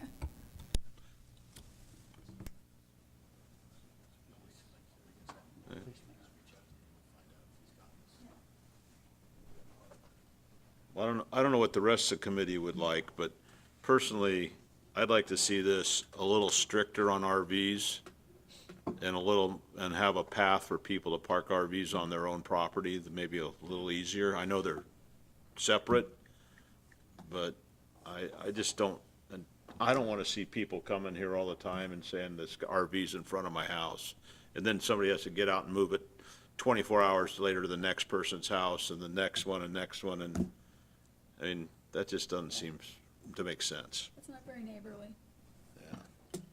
Can you put more, I mean, do you want to move this forward, or can we ask to put more? So I've Can you heard put of- more teeth in it and come back and say, no RVs in Federal Way on streets? Yeah, so there's a bunch of options here. It would be very easy to move, if indeed you want to just make it a simple blanket prohibition on RVs parking on streets in Federal Way. That's something you could move to forward this to first reading with that change. That's absolutely something that'd be very easy for us to accomplish if you I mean, want to. I personally would, but I'm only one of a whole bunch of people up here, so I mean, I'd like to see boats and RVs and all those things we get complaints off the streets, and the people that buy them be responsible to either go find a place to pay to park them or become compliant and park them in their yard. That's what I would like to see. Their driveway, not their yard. Well, maybe they put a new driveway on their yard that's, I don't think it's allowed to park things on grass. yeah, I know, but I believe that's true. I drove by a bunch of houses today in a neighborhood that have trucks on all the grass everywhere.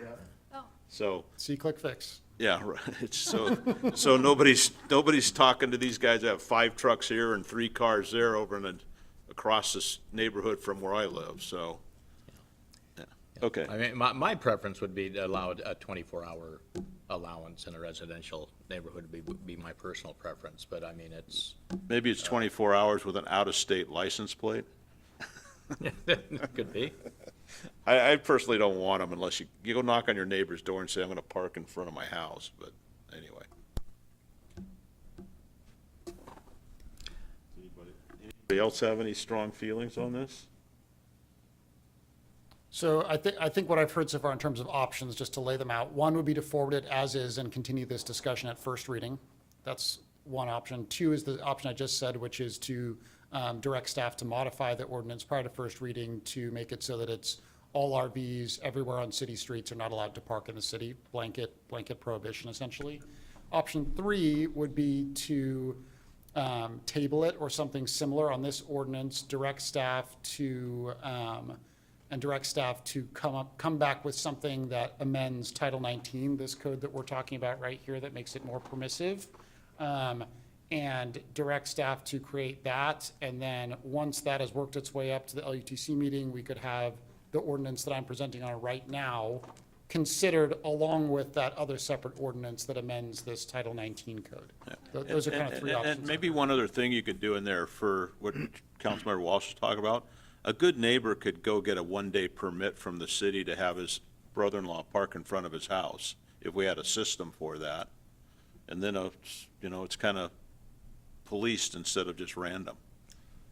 I don't want to speak for Public Works and/or police on how difficult that would be to administer, but yes, that's definitely an option too. We got the technology, you go on the internet, you say, when I go skiing, you have to get a parking permit to be up there.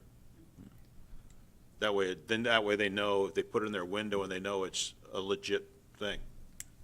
Or even for if they were visiting for a week or something, so that you knew that it could be there. Yeah. I won't speak for you, EJ, in case you have thoughts about that. I mean, this would be police that would be permitting that, not us, most likely. So I don't want to speak on their behalf either. Okay, well, But yeah, it seems technology-wise feasible. If you wanted to table this for us to explore those options as well and bring it back, that's not. are you okay with we table it, Mr. Walsh? Yeah, I'd say that on the commercial areas, we should take some action as soon as possible. Here, But, I'll put yet another option out there, which is you recommend that we amend it to only prohibit RVs for right now in non-residential zones, and then Okay. revisit the residential zone stuff. I'll second that, and you'll have another meeting for us next one to do the other one? No. Yeah, no, I think that's a great idea. I mean, do it commercial or, No exceptions, right? other right away. Okay. And take this to second reading and then figure out what we want to do in the residential. areas. Okay, so the motion's going to look something like, assuming you wanted to do that, I move to forward the proposed ordinance to, and I'm not looking at the motion sheet, I don't know the date, with amendments removing the portions of the ordinance that apply to residential districts, something like that. I move to forward the proposed ordinance to first reading on February 20th, 2024, with the removal of the part pertaining to residential streets. I'll second that. All in favor? Aye. And I will request that in our next land use meeting, you've thought through and bring back the residential piece Maybe we could. in two Yeah. meetings? Another Yeah, ordinance? two meetings in order to get enough time to discuss the Title 19, the private property stuff. That needs CD to weigh in on it, and CD hasn't been involved in this specific ordinance, so. And two land use meetings away. Okay. Thank you. Sounds good. Thank you. Okay, we're going to talk about SPAR, Public Defender Grant Acceptance and Agreement. Mr. Davis. Thank you, Chair Dovey and members of the committee and council. I feel like I just spent a whole day with you or something like that, so. Yeah, it was fun. So this proposal is to accept a grant from the State Office of Public Defense to help local municipal courts provide public defense for simple possession cases. With the evolution of the Blake case, it went from felonies to nothing, and now it's back to, it's misdemeanors. And so if you sort of travel the court of jurisdiction, it's gone from the county, and it's now ending with the city, and the cities don't have funding to, or additional funding to adjudicate these additional cases. And so the state has said, well, at least we can help them with the public defense side of things, and so that's what this is about. We've looked at the grant. It's not a huge grant. It's $50,000, but the reporting required is something that we do anyway, so the administration is not overburdensome, and I believe it'll help us out. So this is a item of a subject matter that normally goes through parks, but because of scheduling, we brought it before this committee, so I thank you for your hospitality and hosting the discussion. Do I have a motion? I move to forward option 1 to the February 2024 consent agenda for approval. I'll second it. All in favor? Aye. Now we need to get them to, since it's a misdemeanor, we need to get the state to kick in a little bit for jail time for them, too. Okay, we're going to go. I don't think that's going to happen. We're going to go item K, update on comprehensive plan, periodic update, capital facilities and utility chapters. Mr. Lewis.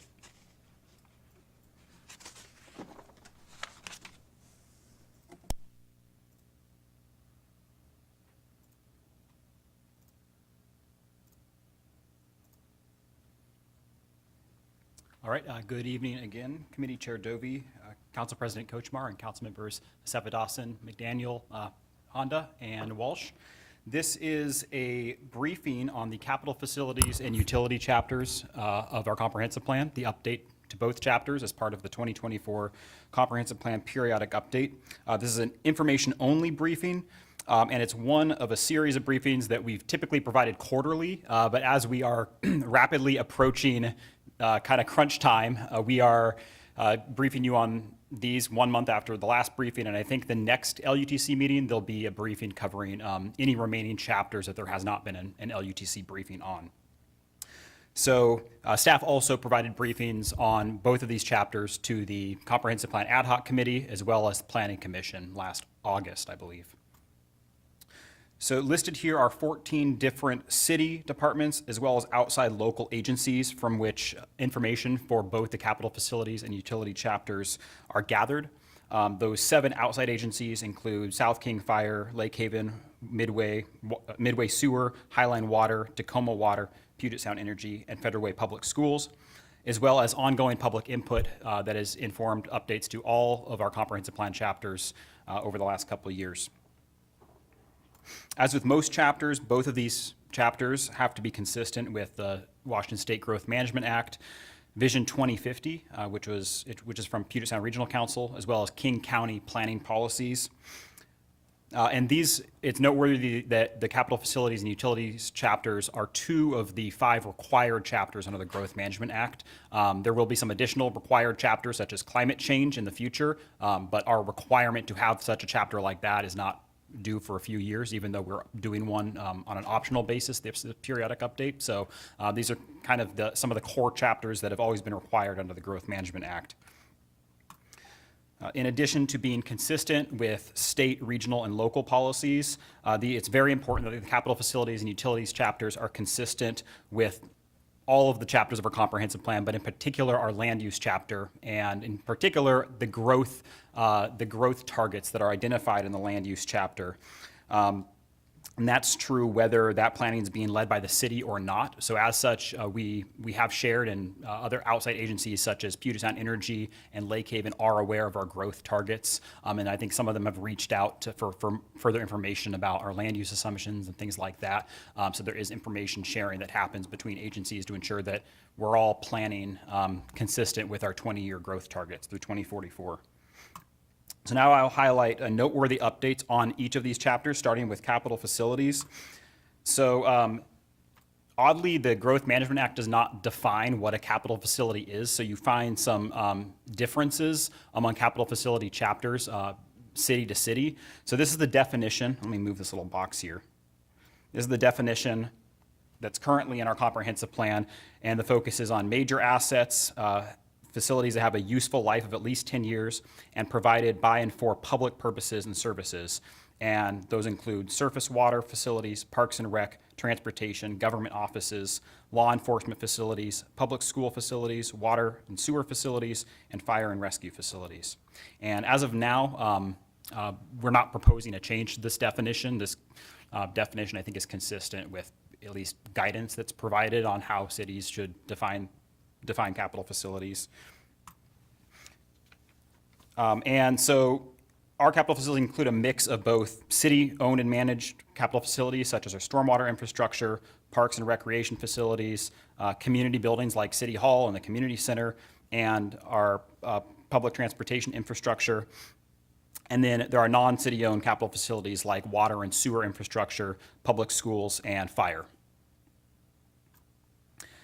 So the Growth Management Act requires that the capital facilities chapter provide an inventory of existing capital facilities owned by public entities, a forecast of future needs for those capital facilities that incorporates our future growth assumptions, to show the proposed locations and capacities of expanded or new capital facilities, provide at least a 6-year plan that will finance such capital facilities, and if in those first 4 steps we show that probable funding would fall short of meeting existing needs, and to ensure that the land use element, capital facilities plan element, and financing plan are coordinated and consistent. If that's not true, then we need to actually reassess our land use element and our land use assumptions to ensure consistency with our capital facilities chapter. And I've highlighted here green infrastructure. That's actually a new requirement that was added under the House Bill 1181 passed last year, which was a climate change focused bill. We don't have to comply with that particular requirement and some of the other requirements under that until 2029. And I think that's good because we're still getting some clarity from the state on some of the requirements for that. But at some point in the future, there may need to be an amendment to this and possibly other chapters to ensure consistency with 1181. So we currently do not have a standalone vision statement just for capital facilities or utilities. As a kind of a global change that we're making to all of our chapters, this periodic update, we are proposing vision statements for individual chapters. So this is the proposed vision for capital facilities. I'm not going to read all of this, but I will highlight the last sentence, that capital facilities are provided through seamless and efficient collaboration and communication, both internally within the city and in partnership with outside agencies and special districts. And this is of extra importance to a city like Federal Way, where we're not our own water and sewer provider. We don't have our own fire department. We rely on South King Fire. And so we do, particularly for a city of our size, I think we do more coordination with outside agencies. So that is kind of front and center in our draft proposed vision for capital facilities. So now I just want to walk through just the small number, frankly, of noteworthy policy changes that are being proposed as part of this update. And one is a a new policy we're proposing that would require the city to establish a code requirement for new development to connect to sewer where sewer is available. This is actually a necessity in order to be consistent with countywide planning policies and Puget Sound Regional Council policies. I know we do hear concerns from King County occasionally, King County Public Health specifically, on the fact that we don't have such a requirement. If somebody comes in and wants to, even if they're short platting a property, they could propose septic, and we just say, even if sewer is available on that road, if the site is otherwise approvable for that septic by King County Public Health, we would allow them to propose septic for a short plat. And our review criteria for both short plats and long plats, and we're talking like more than 10 lots, it is worded to technically allow septic even for a long plat, even if sewer is available. And so I think this is very inconsistent and increasingly inconsistent with most other cities, including other cities of our size.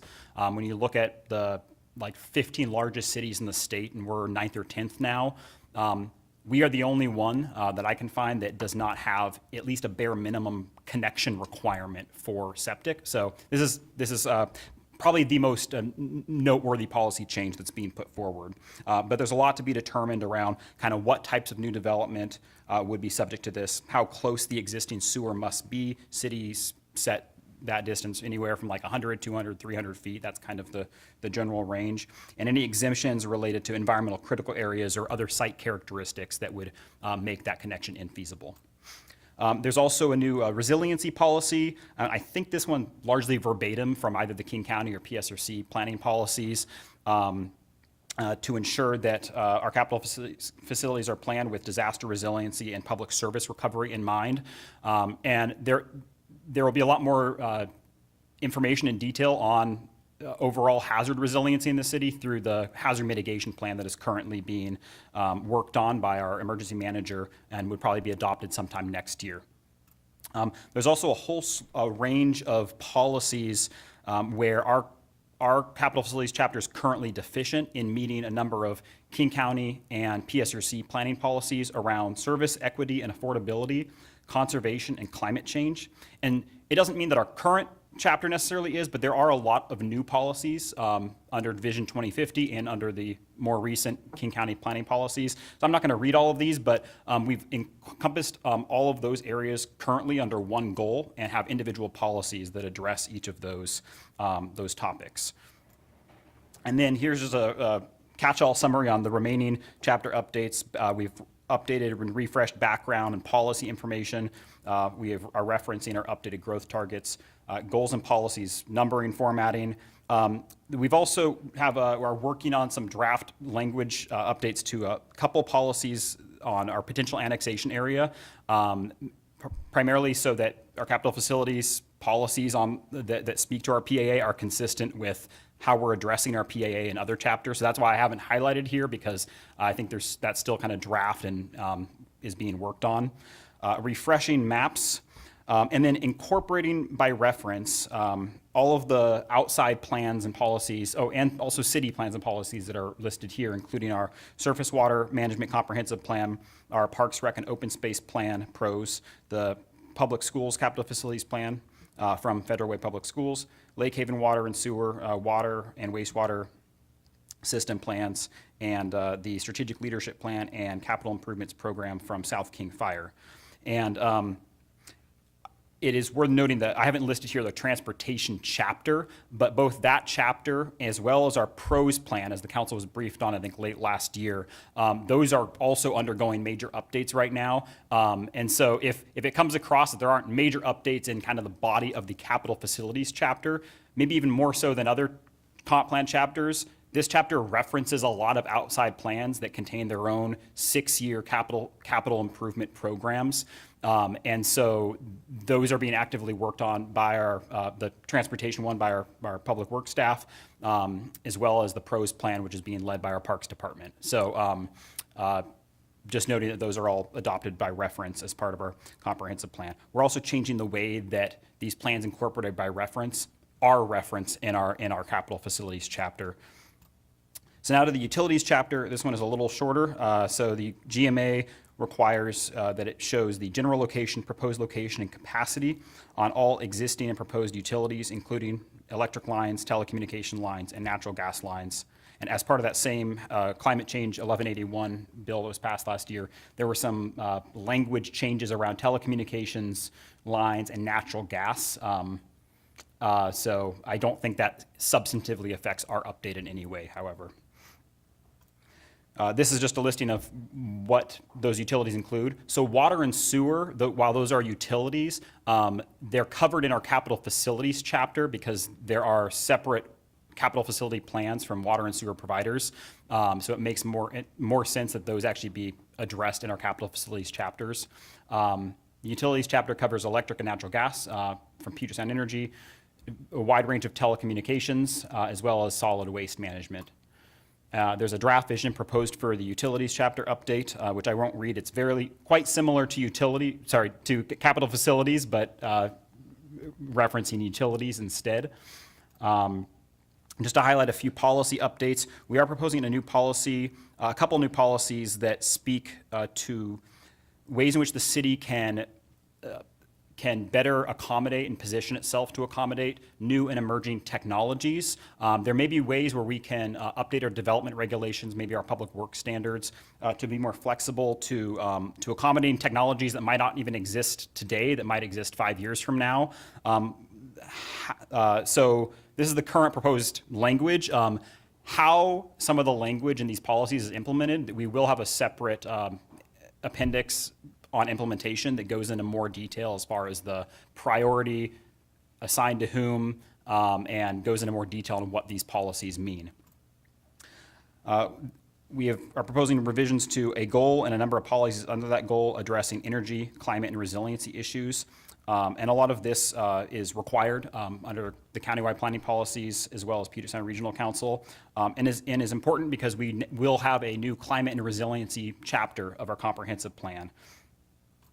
And also a new goal and policy under that goal that addresses equitable and affordable access. And I think this is also a topic that was covered heavily in the broadband study that Council was briefed on last year. And so there's a new goal and a policy addressing that issue. Other updates include a refresh of background and policy information, deleting, this is a small thing, but right now, our chapter is technically the private utilities chapter, but because it covers both private and public utilities, we're just going to strike the word private. All policies are now associated with a goal. We've refreshed information for the telecommunication and solid waste sections, still pending information that will inform updates to the electric and natural gas sections. We're waiting for that information from Puget Sound Energy, and possible incorporation of all, none, TBD, of the broadband planning study recommendations that were presented to council last August by our IT department. And so that's just what the cover of that study looks like. So next steps for the overall periodic update, including these chapters, is we are having a public open house on February 29th, which is Leap Day. And so that is here at City Hall. I think we've gotten notices out through various means. It will not just be in the chamber, but we'll have some information in the lobby. I think we're opening the permit center, and so we're spreading the word about that. We're doing a Planning Commission briefing on these chapters as well as other built environment focused chapters on April 17th. And immediately following that will be an optional, but it's not legally required, but an optional comment period for both agencies as well as the public in late April throughout May to comment on the draft chapters.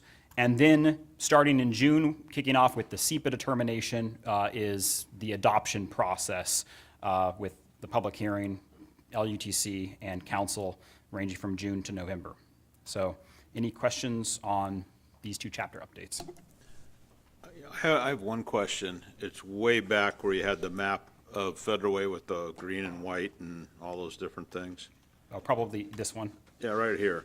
So when we're talking about sewer connectivity and requirements, am I right to assume that the white areas do not have sewer hookups? Exactly correct. Yes, sorry, I forgot to mention this map. So this map was provided by Lake Haven Yeah. of showing, so the green is active sewer connections and the white is no active. And I bet if you zoomed into this map with a higher resolution, we do have a higher resolution of this, kind of the white areas would expand a little more. So my question is this, we've spent the last year trying to make our downtown more attractable for development, and we have 11,000 housing units we're supposed to figure out. Is there gonna be a plan where these white areas that may or may not be redevelopable or developable, that we work with Lake Haven to get sewer connectivity so that we're not putting in septic tanks, or how are we? I think the way that most cities address a requirement like this is if sewer is available, then new development is subject to connecting that sewer and then setting a distance. Well, I understand that, but if you're in the white area and you want to build something and sewer's like a mile away, are we going to mandate that you have to run sewer to it, or how does? I think that's one of the discussions that will have to take place when we go to update our code consistent with a policy like this. So we're going to have those discussions before October 2024? If we are going, it depends on how we word the policy. If we word the policy a certain way where immediately upon comp plan adoption, our code is then inconsistent, then I think it has to be simultaneous. So it depends on what the final language is for this policy. That would probably tie our hands as far as whether it happens with the periodic update or in a chunk of code updates after. I think practically it's much more likely that it'll be an implementing action of the update. In other words, the comprehensive plan will get updated with this new policy, and then an implementing action down the road will be to write the specific code. That's when we'll get into those specific questions.